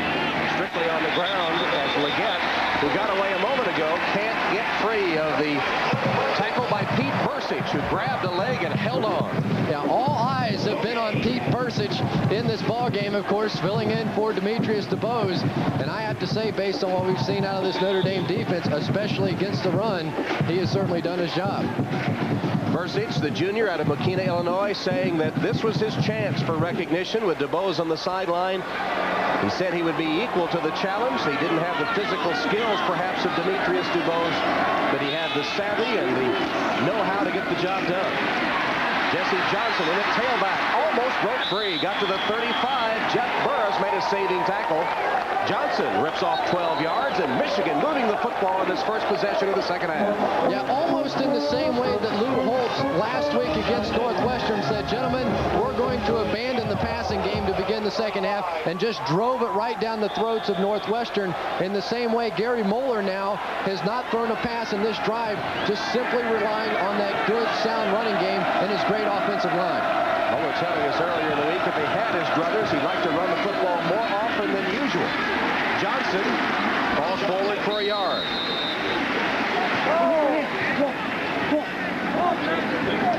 Well, now we shall see. So many times running the football fairly easy between the 30s because the defensive set back in order to not give up the big play. Now they're starting to come up a little more, challenge that running game. And we'll see if Gary Moeller finally calls his first pass. He says he loves calling his own plays. He doesn't do a lot with the defense, leaving that to defensive coordinator Lloyd Carr. Walter Smith off the field as Mercury Hayes and Amani Toomer, two fresh wide receivers, come on the second down play. It's a draw play, though. And Notre Dame will have none of it. Jesse Johnson met in his tracks by John Tolliver. Tolliver, a 6'4", 226-pound sophomore from Riva, Maryland, has not gotten a whole lot of playing time. And number 44 was there to stop Johnson on the draw. And here comes the spread formation, or at least looks like the three wide receiver formation for Michigan. Now they've put themselves in a bind. Notre Dame not able to convert on a 3rd down and 11 play. Let's see if Michigan and Elvis Gerback can. Maybe look for them to go back to that play, the completion over the middle. That's where they've had success. And Notre Dame, with a mix-up in the defense, is forced to call a timeout, and Lou Holtz is not happy about it. And you want to know why? They've got 12 football players on the field for Notre Dame, so a heads-up play on the field. And you can count them on the field. I hope I counted accurately as we did it. But we shall see. There is one. That's not too close. There's 2, 3, 4, 5, 6, 7, 8, 9, 10, 11, 12. How about that? That's kind of the way my daughter counts. Just points and does it. And I think it was John Tolliver who made a tackle a moment ago that was the extra man on the field. We'll be back. Back at Notre Dame Stadium, where Lou Holtz is hoping his Irish defense can hold Gary Moeller's Wolverine offense on this 3rd and 11. Nickel defense for Notre Dame. There's what the Wolverines have done on 3rd and long. They're back. McGee, the tight end, short gain across the middle. He will be shy of the first down, wrapped up by Jeff Burris. Elvis Gerback in this game, with the first pass of this drive, has become the all-time leader in passes attempted for Michigan. Decision time again for Gary Moeller. He has been in this situation before, right around the 30-yard line. It looked like he was clearly intending to go for it on 4th down. That was a play to set up this down, 4th and 3. He went for it before on 4th and 3 from the 33. He didn't make it, and Notre Dame scored on his next possession. This will be a pass. Gerback has Leggett. And Leggett is to the 25-yard line. Chased out of bounds by Brian Radigan as Michigan goes to the 4th down pass to fullback Bernie Leggett. Well, it's so nice when you've got backs that can come out of the backfield and catch the football. Great play by Leggett, just getting it up the field. Notre Dame's defense not ready for that one. So now the Wolverines threatening. They go with a 2 tight end formation here on 1st down. McGee and Burkholder with Wheatley on the 9th play of the drive. Leggett remains in the game. Wheatley hit in his tracks, then shakes free and makes what appeared to be a loss into a 3 or 4 yard gain. Pete Bursich simply made a huge mistake there. He tried to tackle Wheatley up around the shoulder pads. We showed you it in the pregame show where he had some trouble with open field tackles, but Pete Bursich in general will not miss a tackle like that. That is just simply a technique error. 2nd and 7.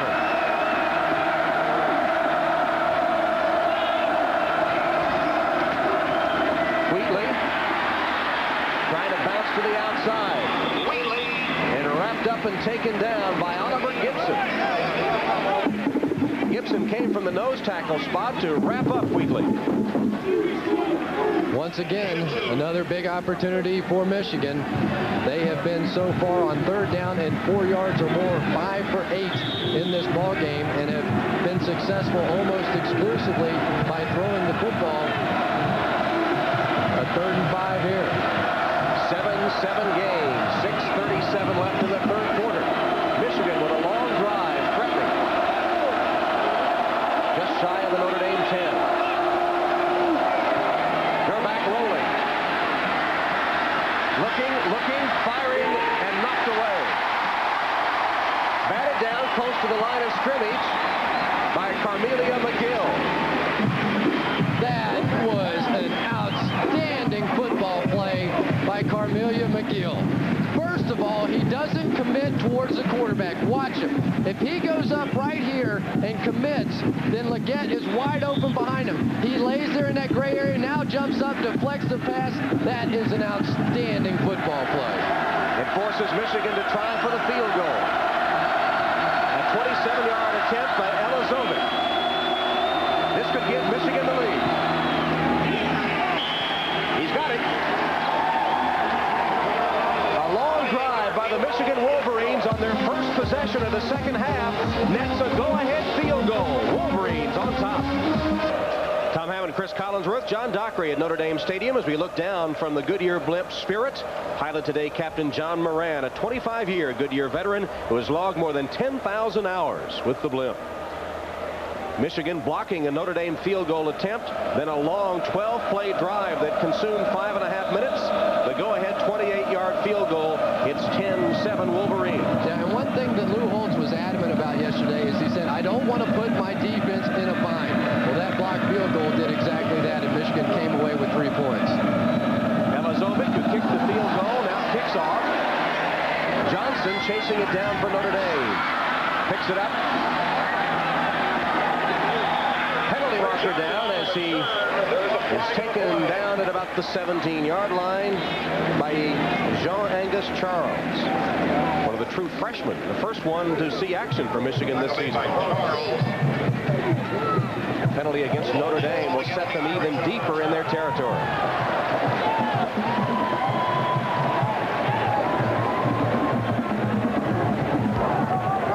Illegal block above the waist, half the distance to the goal line. First down. Well, Michigan got a field goal to take the lead in the last possession, but perhaps could have gotten more. Yeah, let's go back to that last play. Watch Carmelia McGill right here. He's going to make a great play. They're going to send the back out here in the flat. McGill is going to have to try and make a play on both he and the quarterback. Now watch Gerback. Gerback's going to make a mistake here. Whoop. They're going to show that. You're going to see Gerback should have attacked the line of scrimmage there and forced McGill to do something in that situation when he did not. Notre Dame fumbled. Looked like the Irish got it back. Notre Dame set all the way back to its 7-yard line by the penalty. Meyer recovered the fumble. Tom, to get back to that point, if Gerback had attacked the line of scrimmage, he would have forced McGill to make a decision between himself and the back coming out of the backfield. By not doing that, he really allowed him to play 2 different people. Tim Ruddy and Rick Meyer fouling up the exchange from center there. Loss of a yard from their own 6. The Irish now facing a 2nd and 11.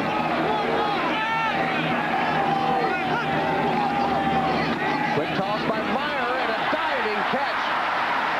Irv Smith, the tight end, went airborne to get it. It'll be short of the first down, but it takes it out with some breathing room now to the 14. I'll bet you Lou Holtz,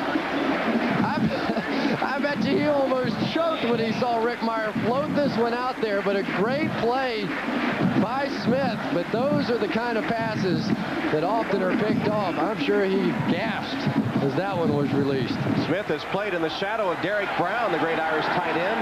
Many said Smith was the 2nd best tight end in the country. The problem was the best was playing in front of him, getting his chance now as a senior.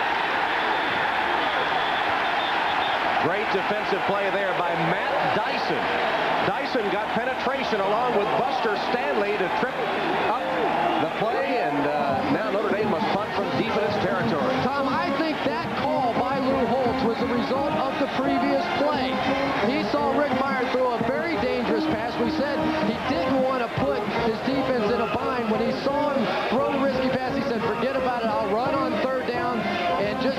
defense a little breathing room for this next drive.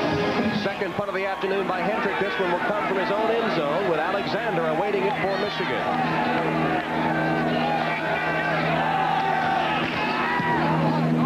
Hendrick with a beautiful punt. Alexander from his 41. Got by the first couple of tacklers, still fighting his way forward before the Irish finally surround him and stop his forward progress. A 48-yard punt, 6-yard Alexander return. The momentum swinging to Michigan. Rick Mitter's Notre Dame defense has held Michigan to 10 points thus far. One of the new wrinkles he brought to this defense when he took over as coordinator was a wristband worn by defending players. Usually you see it on a quarterback, but they have some defensive calls on their wrists. He inaugurated at Ball State a few years ago in response to a no-huddle offense. Jesse Johnson is victim of a good defensive play by the Irish there. It was Bryant Young that got deep into the Michigan backfield to break it up. When I see one of those armbands on John Dockery on the field, Doc, what kind of defenses you calling today? Let me see. Let me talk. It's 22 blitz, corner. It's a new system you were just talking about. What it helps against, especially a no-huddle offense, all he does is signal in a number, Tom, and then the player goes to his wristband, is always looking at his watch. He sees the number, and then he knows his assignment. It's quick, it's efficient, it's good communication for Notre Dame. And it worked on that last play. Now Michigan with a 2nd and 12. They're back again with no pressure on him. Nice defensive play, though, in the secondary made by Greg Lane of Notre Dame. The junior from Austin knocked the ball away, intended for Malveaux. You see Elvis Gerback in the pocket, and I really am having a little bit of a problem believing what I saw just before that. Notre Dame was still in the defensive huddle, and Elvis Gerback waited for them to break the huddle before he snapped the ball. I mean, I just have no idea what he was thinking about. Trips to the right, 3 wide receivers on 3rd and long. Gerback steps up and goes long down the field. Alexander can't get it. Gerback trying to hook up with his favorite receiver, Derek Alexander, who drew double coverage. Tom Carter was closest to him, and Jeff Burris, the safety, coming to help. Derek Alexander made a mistake here. He had the chance to run underneath this football. It looked like he couldn't decide whether to dive or not. Did it at the last second and really dove beyond the football. You can see it hit him in the wrist. Derek Alexander, with his great speed, if he had just kept his stride, I believe would have gone right underneath that ball. And he has come on for Michigan with his 2nd punt of the day. But a huge 3 and out by the Notre Dame defense. Mike Miller awaiting the punt, and not a very good one. One of the up men calls for a fair catch and takes it. I think it was Dawson, Lake Dawson, with the fair catch. And Notre Dame will take over after only a 33-yard punt. Let's go down to John Dockery.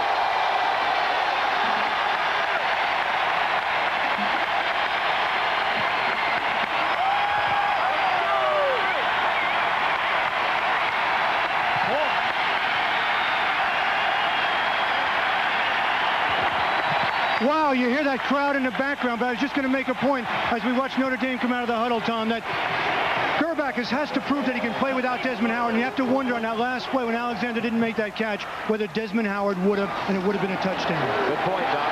Now Notre Dame trying to recapture the momentum fueled by this crowd, and Reggie Brooks looked like he had a steam going up before he was pounded by Shawnee Peoples, who made a form tackle right in the midsection of Reggie Brooks. Shawnee Peoples is a huge, strong safety, 6'1", 227 pounds, and that was a big lick. Clint Johnson is coming at wide receiver for Adrian Jarrell on 2nd down and about 6. Michigan leading Notre Dame 10-7 with 2:20 left in the 3rd quarter. Delayed handoff to Brooks, who bursts free and has the Notre Dame 1st down. Matt Dyson right in the center of the field, and Martin Davis finally catching up to Brooks.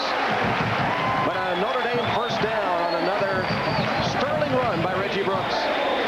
In high school Reggie Brooks averaged 9 yards per carry.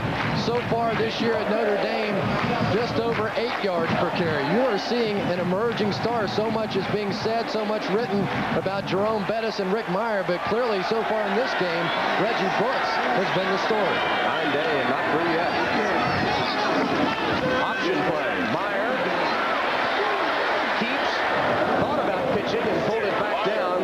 A wise move and got maybe 2 yards. Corwin Brown was ready for the option, and Shawnee Peoples was there too as they had Meyer up and had the pitch man covered. Yeah, I've heard Lou Holtz criticized for running a great quarterback like Rick Meyer. You take the chance on him getting injured.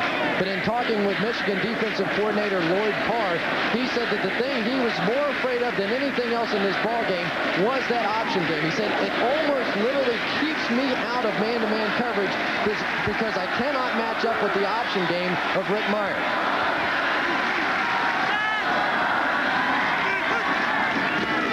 Meyer looks to throw and does. Dawson, diving catch just across the midfield stripe for a first down in Michigan territory.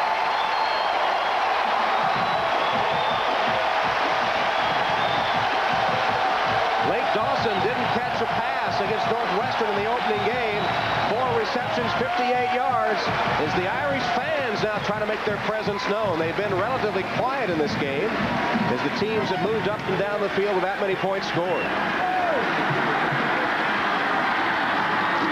Bettis. Fumble. And Michigan has it.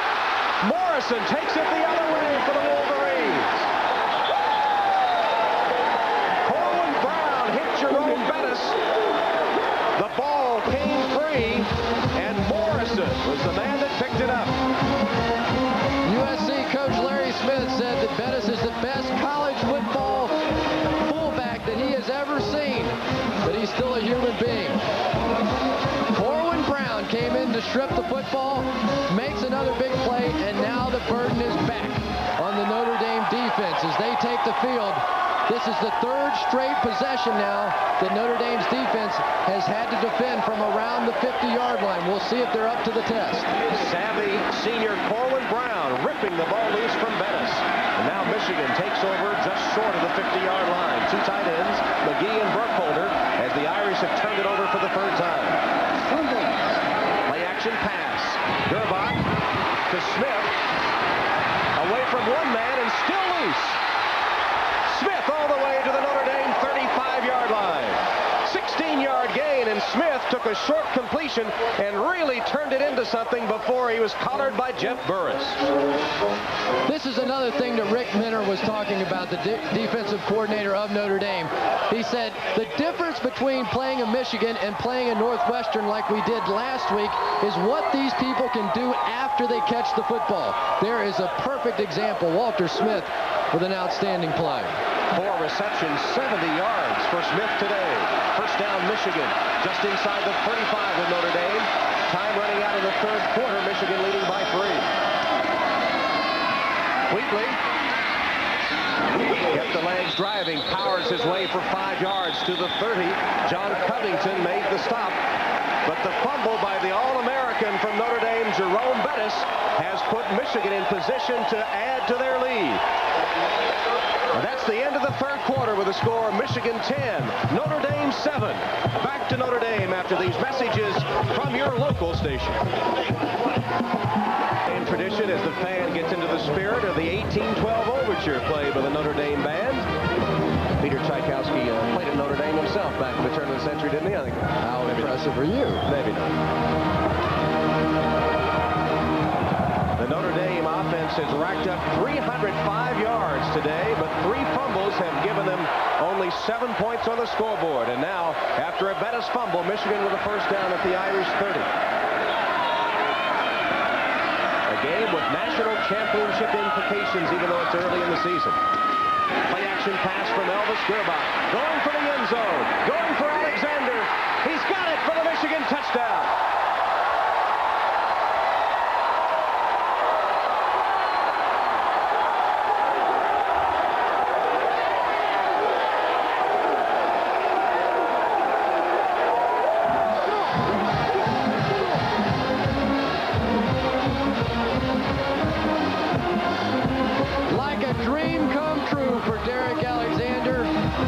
year suffered that knee injury, missed almost the entire year, supposed to be matched with the great Desmond Howard as one of the best passing tandems in all of football and all of college football.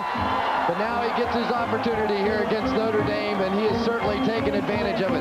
Man-to-man coverage down the field, and he is going against the best cover guy Notre Dame has to offer, Tom Carter, but he has beaten him all day long. Great pattern by Derek Alexander. What do they say? When the door closes for someone and opens for someone else. When Alexander was injured last year, it probably helped Desmond Howard win the Heisman Trophy because he didn't split the receptions with Alexander. Elazovic for the extra point, and it's good. First play of the fourth quarter is a Michigan touchdown, 30 yards, Gerbeck to Alexander. It's a nightmare for a defensive back. Inside technique, the post corner. Eyes come back to the quarterback. Carter bit on it, and now he's wide open. All Gerbeck has to do is get him the ball.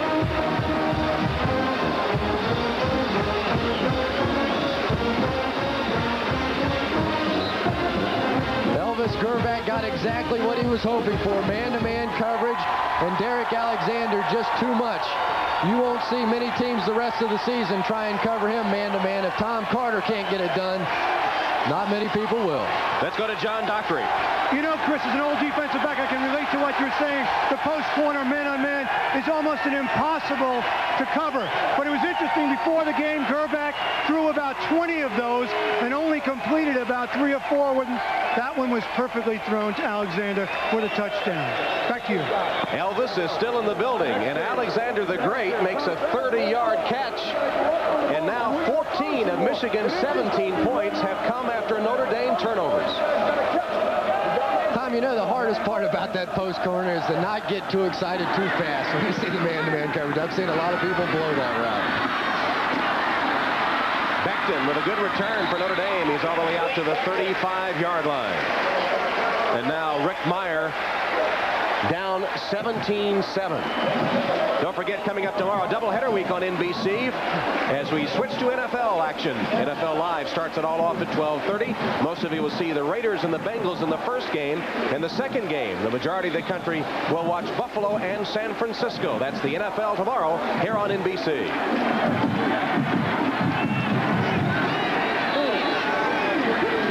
First down pass, Rick Meyer.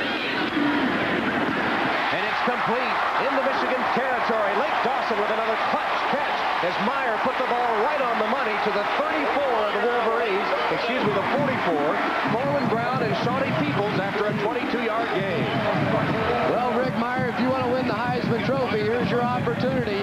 Lou Holtz has to give you the chance to throw the ball now. There was a seam in the zone defense, and Dawson once again coming up with another catch. This is what Rick Meyer has been waiting for, though, the opportunity to run a wide-open Notre Dame offense. Hand off to Bettis. He fumbled his last carry, makes a beautiful move to the inside, switches the ball to the outside hand, and is knocked out of bounds at the 27-yard line by Peoples. Bettis had a determined look that time as he took the handoff. But you see what throwing on first down does for the Notre Dame offense. The Michigan defense had to respect the pass there, and Jerome Bettis able to bounce it outside. Good play calling. Perhaps the best start to a drive for Notre Dame so far in the game. And how many 250-pound fullbacks have you seen make those kind of moves? The fakes and feints to get to the outside. Brooks hit in the backfield.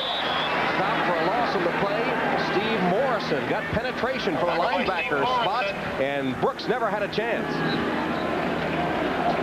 That's a nice play by Steve Morrison. He led Michigan last year with 4 interceptions, had 11 tackles in 2 different games, but he broke his leg and missed 4 games, so he's hoping for his first injury-free season of his career. Michigan now goes to the nickel defense. Notre Dame has it 2nd and 11. That's the time left in the game. Michigan by 10.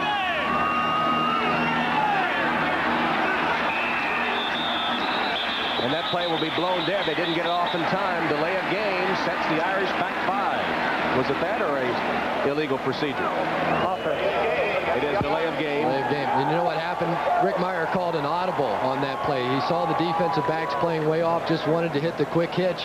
And you watch Jerome Bettis step up because on that quick set, he has to be able to go attack the defensive end. In general, what backs want to do is try and get those defensive ends hands down so they can't block the pass. So that sets up a 2nd and 16 now for Notre Dame. Ball at the Michigan 31.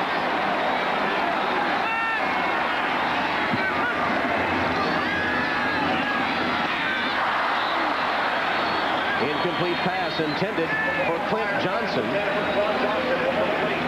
And it'll be 3rd and long. That's the flanker screen that worked so well against Michigan a year ago. When we talked to Skip Holtz yesterday, he said that Rick Meyer will make a lot of big plays, but against Northwestern, he missed some fairly easy passes that hurt this offense and their ability to go on down the field and sustain some long drives. Once again, as you see Skip Holtz in the press box, obviously not happy. Wouldn't be surprised if he made that call. Huge play for the Irish. Meyer now will scramble. Made a nice move to get away from one man, but there are too many Wolverines around him. He got about 5 yards, but it'll be 10 short of the first down. Martin Davis made sure he wasn't able to gain any more, and then Coleman Wallace put on the finishing touches. Decision time here for Holtz. Well, don't forget he had his last field goal blocked. They are down by 10 points. And apparently he's going to go for it on 4th down. Wow. That doesn't show a lot of faith in your kicking game. When you're down 10, you need 2 scores. You need a touchdown and a field goal. But Lou Holtz choosing to go for the touchdown now.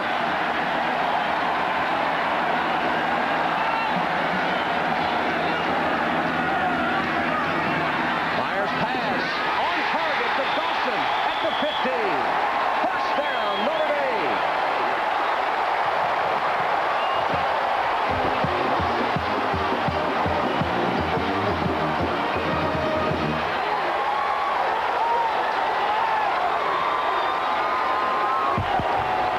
You just get the feeling that Lou Holtz didn't have a lot of confidence in his defense's ability to come back and shut down Michigan. Lake Dawson again making a huge play. He was forced out of bounds, so he did not have to get 1 foot down. First down at the 15. Bettis. Powerful running by Bettis. Taking defenders with him. Finally, Walker and Dyson combined to get him down.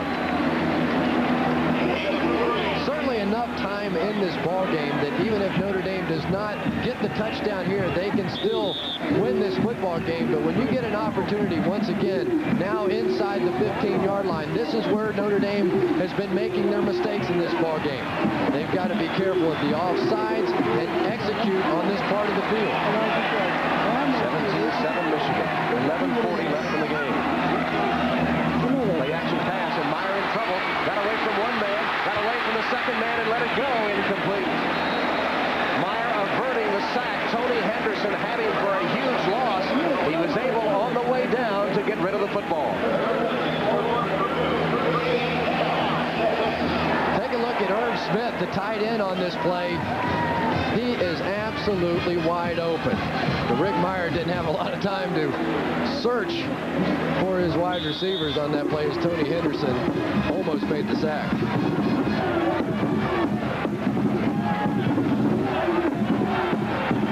Tight end has not been a favorite target to the Notre Dame offense in years past. That time Smith open, but Meyer narrowly averting the first sack of the game.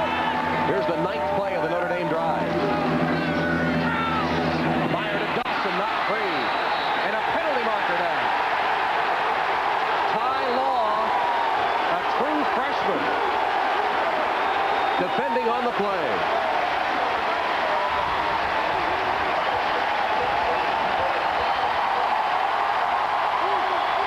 Ty Law not arguing the call. But that man doesn't like it. Gary Moeller, a bang-bang play, but it did look like Law got there just a little early. Defense. The ball will be placed on the 2-yard line. First down.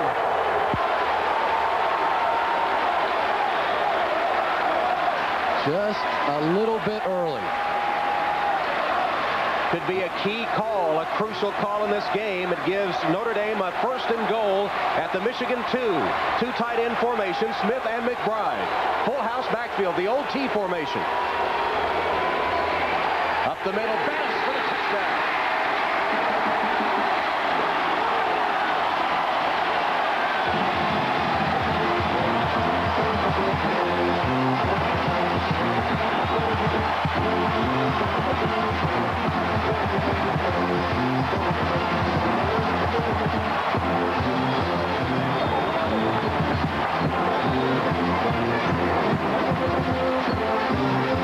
Don't forget that was a 3rd down play, the interference call.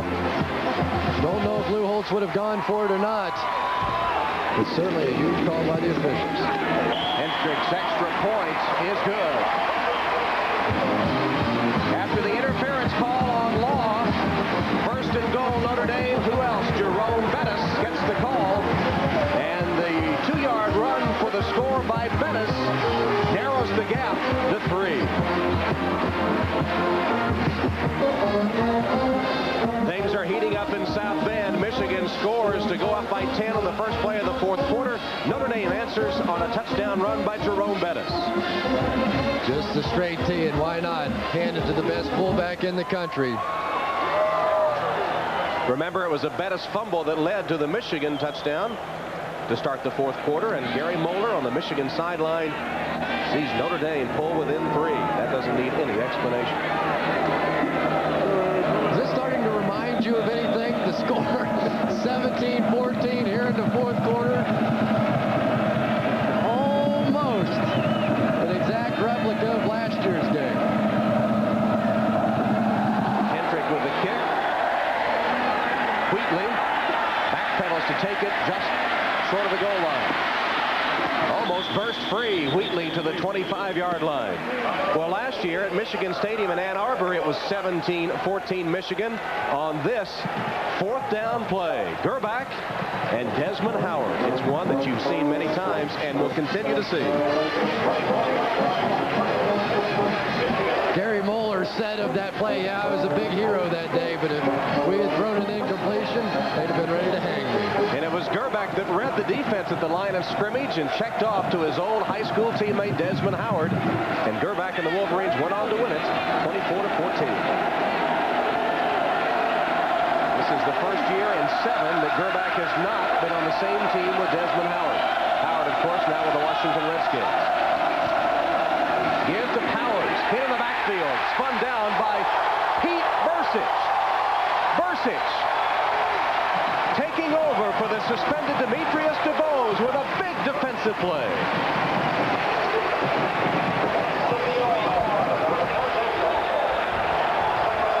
Take a look at Pete Bursich. We told you he's filling in for Demetrius DeVos.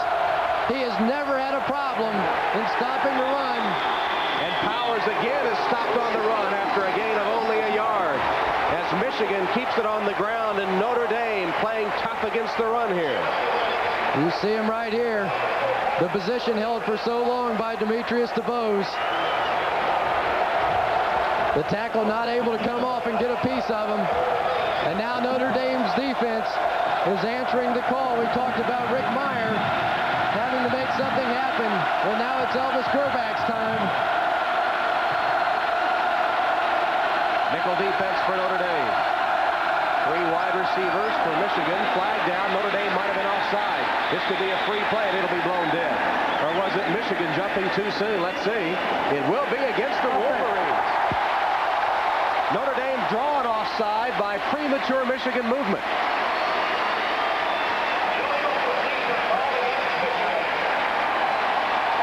Now it's decision time for Gary Moeller. He is going to face a 3rd down and a First start, offense. A 3rd down and about 13. Remember, he still has a 3-point lead. Now, do you take a chance on a turnover in this situation, throwing it into a nickel or a dime defense, or do you simply do something fairly conservative, punt it, and give your defense a chance to win this football game? I think he throws.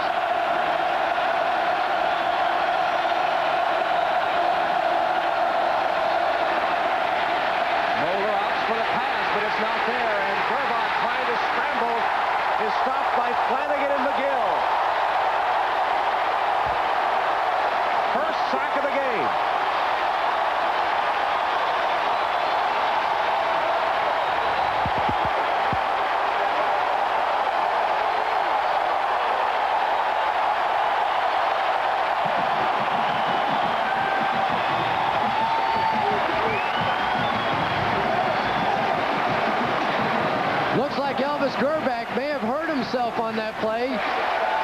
Lou Holtz knows that his powerful offense now will have a chance to take the lead. Ascona to punt.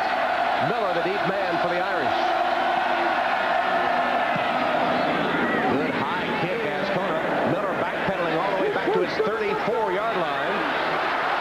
Dodging free. Miller caught from behind just as he was about to break loose.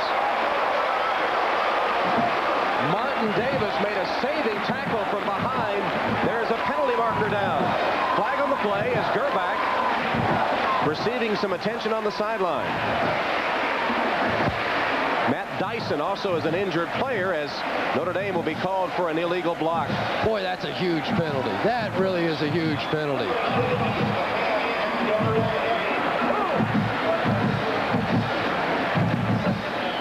Take a look right in the middle of your screen. I believe, I can't really tell exactly who that was, but this penalty negates a nice run by Miller.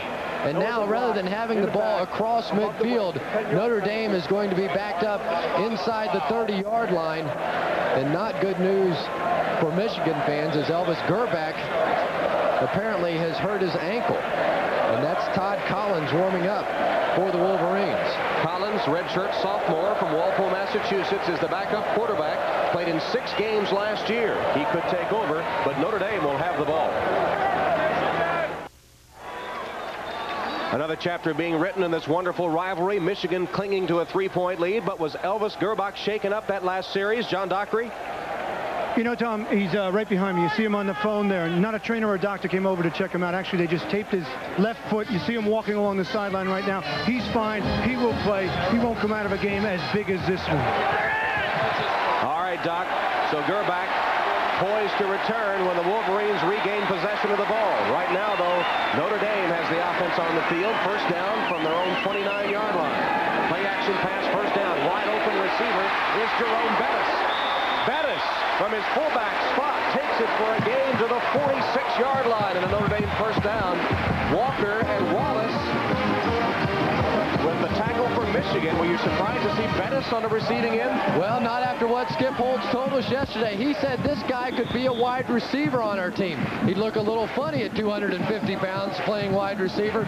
But take a look at Coleman Wallace. Watch him bounce off. Almost like he wasn't there. Dean Lytle making a nice block there, too. A 16-yard gain. Notre Dame with a first down. Lee Beckton in at the tailback spot. Gets the handoff. Beckton slithering forward across the 50-yard line down to the Michigan 49, where he's covered by Steve Morrison and Tony Henderson. Matt Dyson, shaken up for Michigan a moment ago, has returned to the game. But a good first down play for Notre Dame. Now in about a 2nd and 6 situation. Wouldn't surprise me to see Lou Holtz try and run it 2 more times to pick up a first down, although his passing game has certainly been very effective. Rick Meyer has been playing outstanding football. And off to Beckton. 2 yards on that carry. Dwayne Ware hanging on to Beckton's legs, and it'll be 3rd down for Holtz's offense. Very rare to see both head coaches calling the plays in this game. Yeah, Tom, I can't remember a time during any Notre Dame drive in which they have picked up a first down with 3 straight runs. In general, the way that they have been able to get first downs is to throw the ball at least once in any given series. We'll see how much confidence Lou Holtz has in that offensive line here. This is a long 3. Michigan was coming with the blitz, and it stops the run in its tracks. Marcus Walker wrapping up Lee Beckton, or Reggie Brooks it was, and it'll be 4th down for Holtz, trailing by 3. Did you see Lou Holtz right there make the signal like a check? He's saying, Rick, you got the opportunity there to check out of that play. It was a double-barrel blitz right up the middle of the field. A perfect call by defensive coordinator Lloyd Carr. And the worst play you can have on against a double-barrel blitz is a draw. Just a great call defensively by Lloyd Carr. Alexander awaiting the Hendrick punt. Low snap. One hopped it, but got it away. Hit and bounce into the end zone. Took a little lateral bounce for a moment, but the coverage couldn't catch up, and Michigan will take over after a 50-yard kick. Wolverines will have it at their 20, up 3. labeled Notre Dame Stadium for one of the great rivalries in college football, Michigan and Notre Dame. Two teams ranked in the top 10, two teams hoping for a national title, led by all-star quarterbacks, typically close, 17-14 Michigan. First down pass complete to Alexander. Alexander caught from behind by Burris, the safety, and then Carter came to make sure he didn't get away. Jeff Burris coming up to make the play on Derek Alexander, who scored a touchdown earlier in this quarter. Notre Dame's defense doing a much better job here in the second half against the first down calls of Michigan. In the first half, Michigan averaged 6 yards per play. In the second half, just 2.6. Gerback passing for 226 yards today. 2 scores, 1 picked off in the end zone. Second down pass from Gerback. Rolling to his right, throwing to his left. Caught by Wheatley.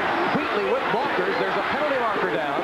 Wheatley spun out of bounds at about the 46-yard line. Flag on the play. You always have to be careful on these plays to not let those offensive linemen release down the field too soon. You see the referee shaking his finger in the face of Elvis Gerback, and that's exactly what we've got.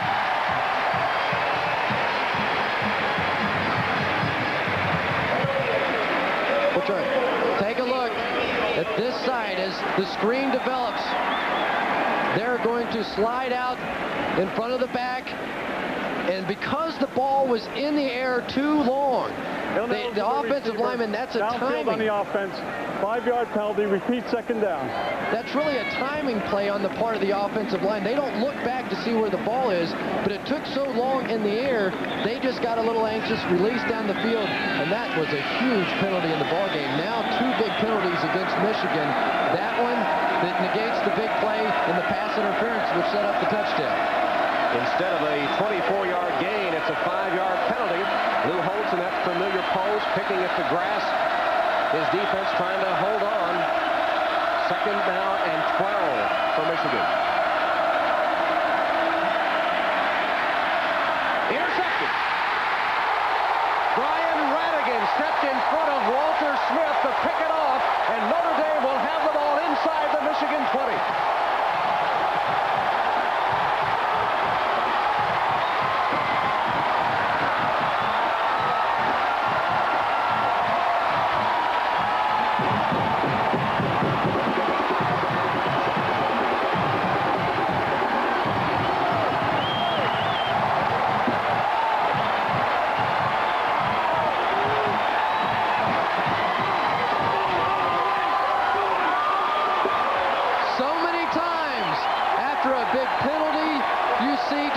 Because your offense is now forced to throw the ball. The defense knows it. Brian Radigan with a great play. First down, Notre Dame just inside the 20-yard line. Option play. Meyer cuts up. He's close to the 15-yard line. Martin Davis toppled him there. Elvis Gerback, after pitching his second interception of the game, has given Notre Dame excellent field position. The Irish trailing by 3 and 6 minutes left in the game. Well, Rick Meyer just does so many things well. Not only is he a great passer of the football, but he executed that option play absolutely perfectly. He waited, then they took away the pitch back, he cuts it up, and now he puts his team in a 2nd and 5 situation. Behind Dawson, the intended receiver. That's a play that's been there all day for Lou Holtz. Just not able to execute at that time. Lake Dawson has been open much of the day in the slant pattern. You see Gerback on the sideline. You just can't afford to throw interceptions in your own end, especially when you have the lead. Michigan with the 17-14 lead. Nothing wrong with punting the football in that situation. This defense has been doing a good job all day long. 3rd and 5 for the Irish. And Meyer takes a timeout.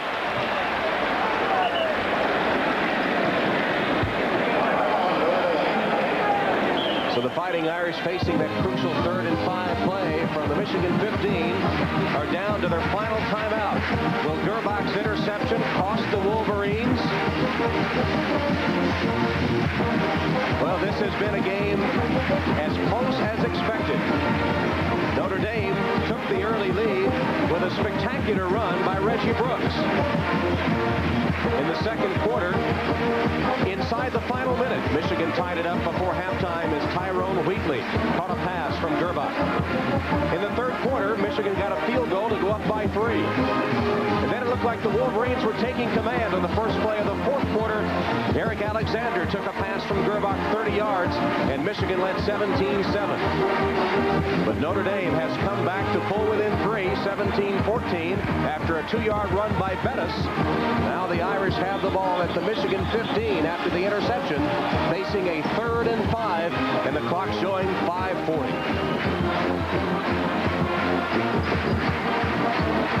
Here's the interception that could wind up costing Michigan the game.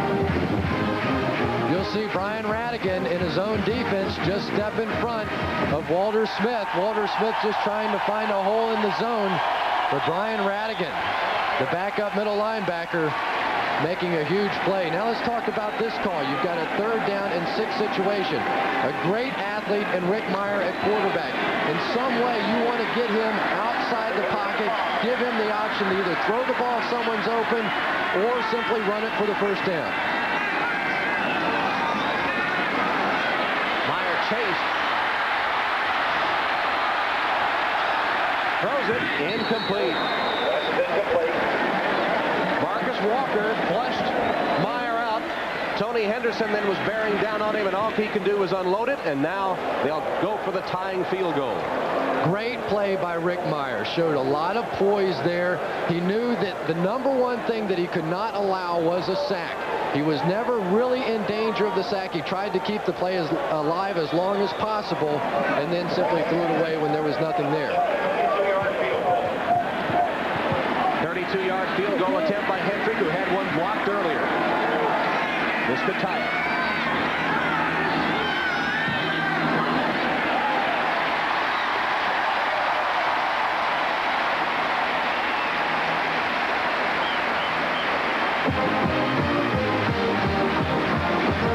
Notre Dame turns the interception into 3 points, and we're tied at 17.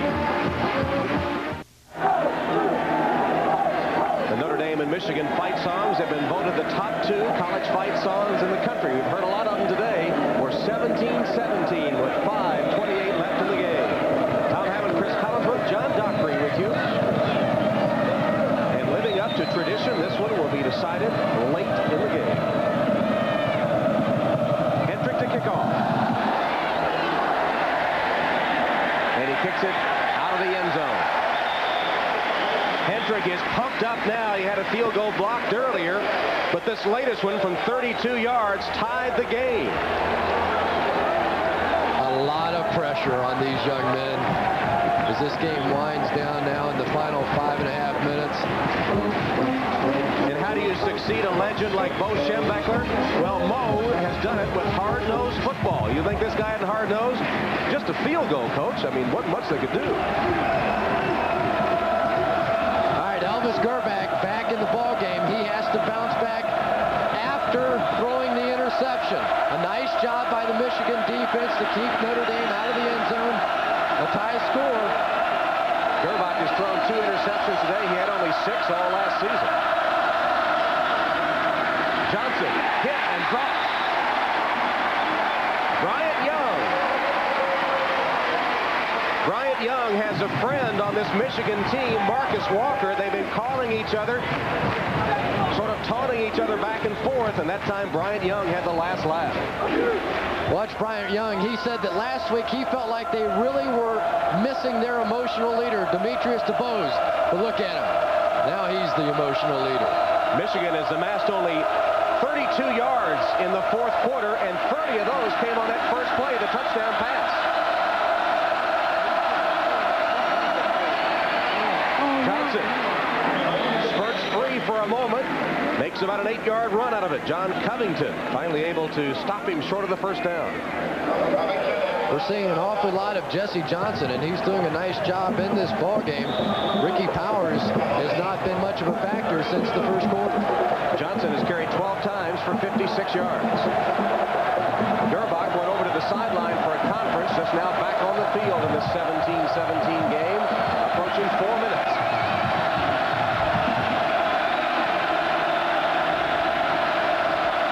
Play action pass. Gerbach will run. He, I think, has a first down by about a yard. It will be a Michigan first down. It looked like Gerbach was going to throw, tucked it under, was able to dive forward before he was tackled by Greg Glane, and has a Michigan first. That was really a nice decision by Elvis Gerbach. He had tight end Tony McGee wide open in the flat, and yet he knew he could get enough for the first down. Why take a chance on an incomplete pass? Just go get it.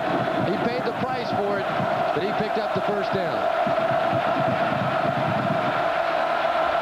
Could be the first step on a national championship for one of these teams.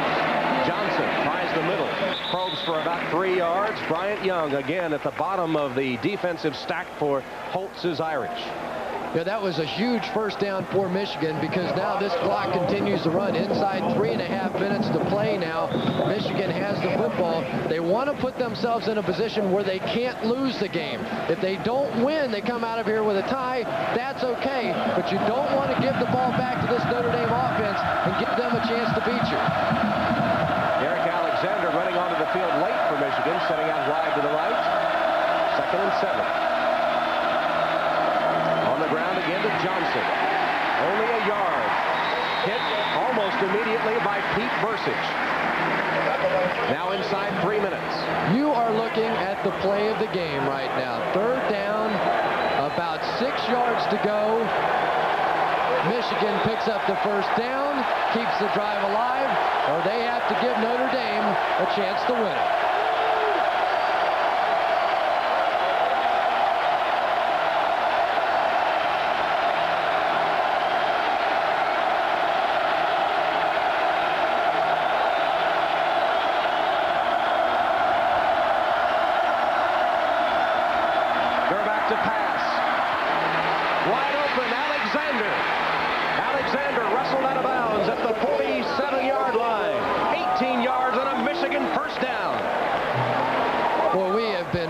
That all day long. Derek Alexander on Tom Carter. Tom Carter is a great football player, but Derek Alexander is teaching him a thing or two this afternoon. Boy, you just have to wonder how good would Michigan have been if they would have had Derek Alexander and Desmond Howard together last year. Alexander, 6 catches, 94 yards. Michigan with a first down in Notre Dame territory at the 47-yard line. 2:14 left in a tie game. Johnson buried. Anthony Peterson ripped off his helmet as Johnson went down after a short gain, and the clock continues to tick, now showing 2 minutes left. Michigan has done exactly what Gary Moeller had hoped, and that's put themselves in a position where only they can now win the football game. They need to pick up about 15 to 16 yards in the next minute and 47 seconds to give them a legitimate shot at a field goal. But you see them taking their time. The last thing they want to do is to ever have to turn the ball back to Notre Dame.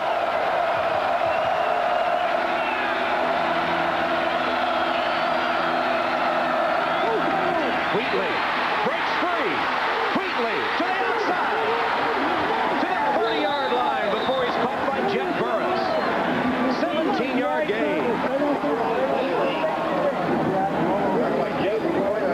Wheatley perhaps shaken up on the tackle as Burris caught him from behind.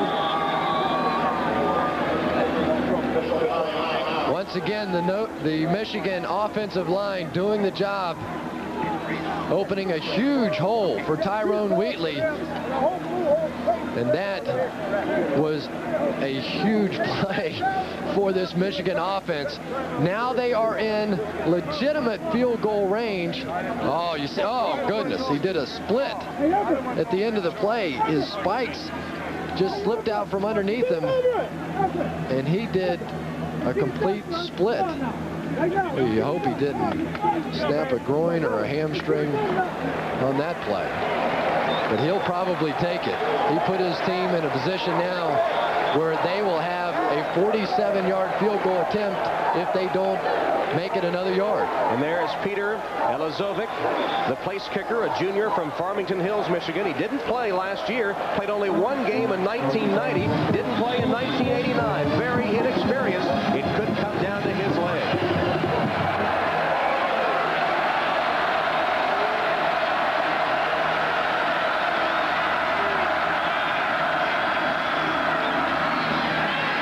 Gerbach.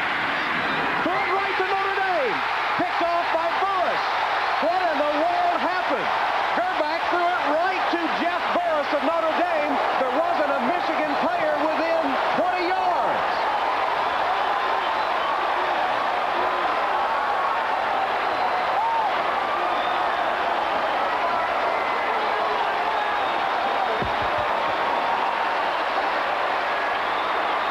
Take a look. I have no idea. Looked like he was hit when he threw it.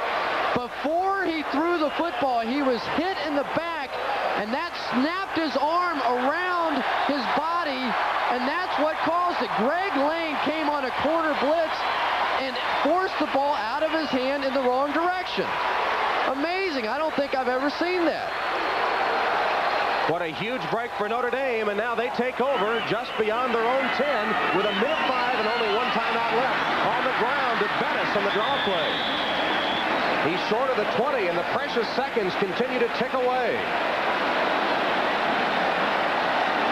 Now Notre Dame doesn't want to give Michigan the opportunity to get the football back, but they still want to take a shot at winning the game. I'm surprised they're going back to the huddle. Only 43 seconds remain. Meyer wears number 3, the same number worn at Notre Dame by Joe Montana. Can he pull one out a la Montana here? Again on the ground. Brooks. Flag on the play. Why are they running the football? My only thought is that perhaps Lou Holtz wants to pick up at least one first down. He doesn't want to put his team in a position where they're going to turn it back on downs to Michigan, so that if he picks up the one first down, he'll run enough of that clock off. He can go into the 2-minute mode and hopefully go down the field. But there are only 30 seconds left. I've got to agree with you. That's a shocker. Shades of the famous 10-10 Notre Dame Michigan State tie. Illegal formation. Not enough men on the line. Offense down. You see the agony of Elvis Gerbach. 2 interceptions have really cost his team the opportunity to win this football game. 2 consecutive. Maybe Lou Holtz doesn't want to risk a turnover, and giving Michigan a chance to win the game deep in his own territory is playing it safe. I think that's exactly what you're seeing. That Lou Holtz is satisfied to come out of here with a tie. The clock is moving. They're down to 18 seconds. This will be a pass, maybe for the game. Meyer heaves it. Dawson caught it out of bounds. Incomplete. 7 seconds left. Tom, I really have no explanation for exactly what's going on. They didn't even take a timeout to stop the clock. They have one left. You're looking here at a Notre Dame offense that essentially is running out the clock. They had about a minute to go in this ball game. I just don't know if Lou Holtz wanted to take the chance on turning it back over to Michigan so they could win the game. They take their final timeout, and do you hear the boos? That doesn't happen often for the home team in Notre Dame Stadium. I think the offense of Notre Dame is as shocked as the crowd is. Those guys went screaming onto the field. They thought they were going to have the opportunity to win the football game. They had a timeout remaining. But remember, Michigan had 3 timeouts themselves. So now if you put yourself in a position to where you run it on first or second down, or you throw a couple of incomplete passes, then you would have had to have picked up a first down, or you've got to punt the ball back to Michigan with 3 timeouts and a great likelihood that you lose the football game. And I realize it's early in the season, but if you think of national championships, a tie against a highly rated team probably won't detract too much from either of these clubs' chances of winning the national title unless somebody does go through the year undefeated. It's just too bad, though. You see a football game like this that will end in a tie. These two teams are pounding on each other for 4 quarters. We'd really like to see the overtime come into play in this ball game. Just let them go until somebody wins it. I don't think they'll even throw the football here, Tom. What you've seen now is that they're going to be fairly well satisfied to play this thing to a tie. Remember 1966 when Ara Parsegian, the Notre Dame coach, elected to stay with a 10-10 tie? They're still talking about that one. Maybe they'll discuss this one 20 years from now. Takes to one side, goes down the middle of the field. This is the last play of the game, and it's intercepted by Corwin Brown. And the crowd somewhat stunned.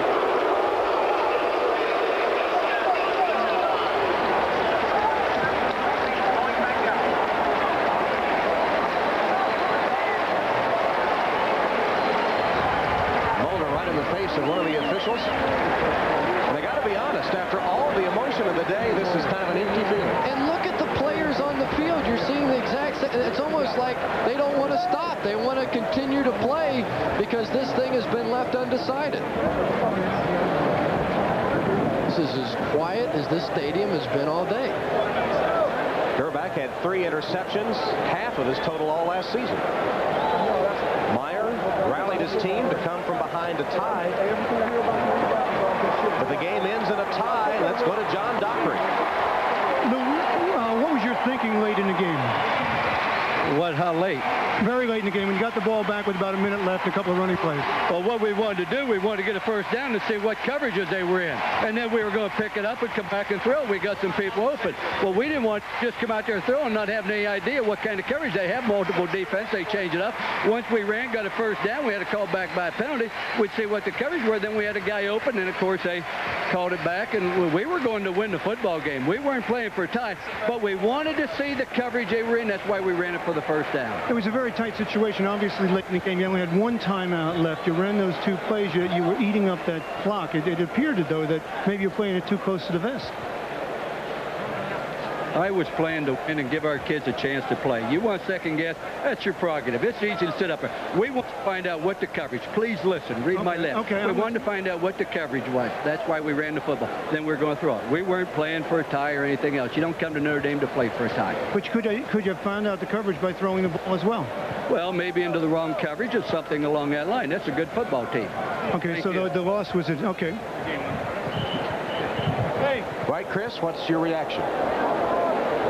Well, I honestly felt like that he had to pick up a first down, that he was going to pick up a first down. He was afraid of the 3 timeouts that Michigan had remaining and simply did not want to put his defense in a position to have to stop Michigan's offense one more time. That if, in fact, he broke loose on one of those draw plays or running plays, now he goes up to the line of scrimmage and tries to make something happen offensively, but he had to have at least 1 first down, and that's what he was going for. So after nearly 400 yards of offense on either team, by either team, we wind up in a tie.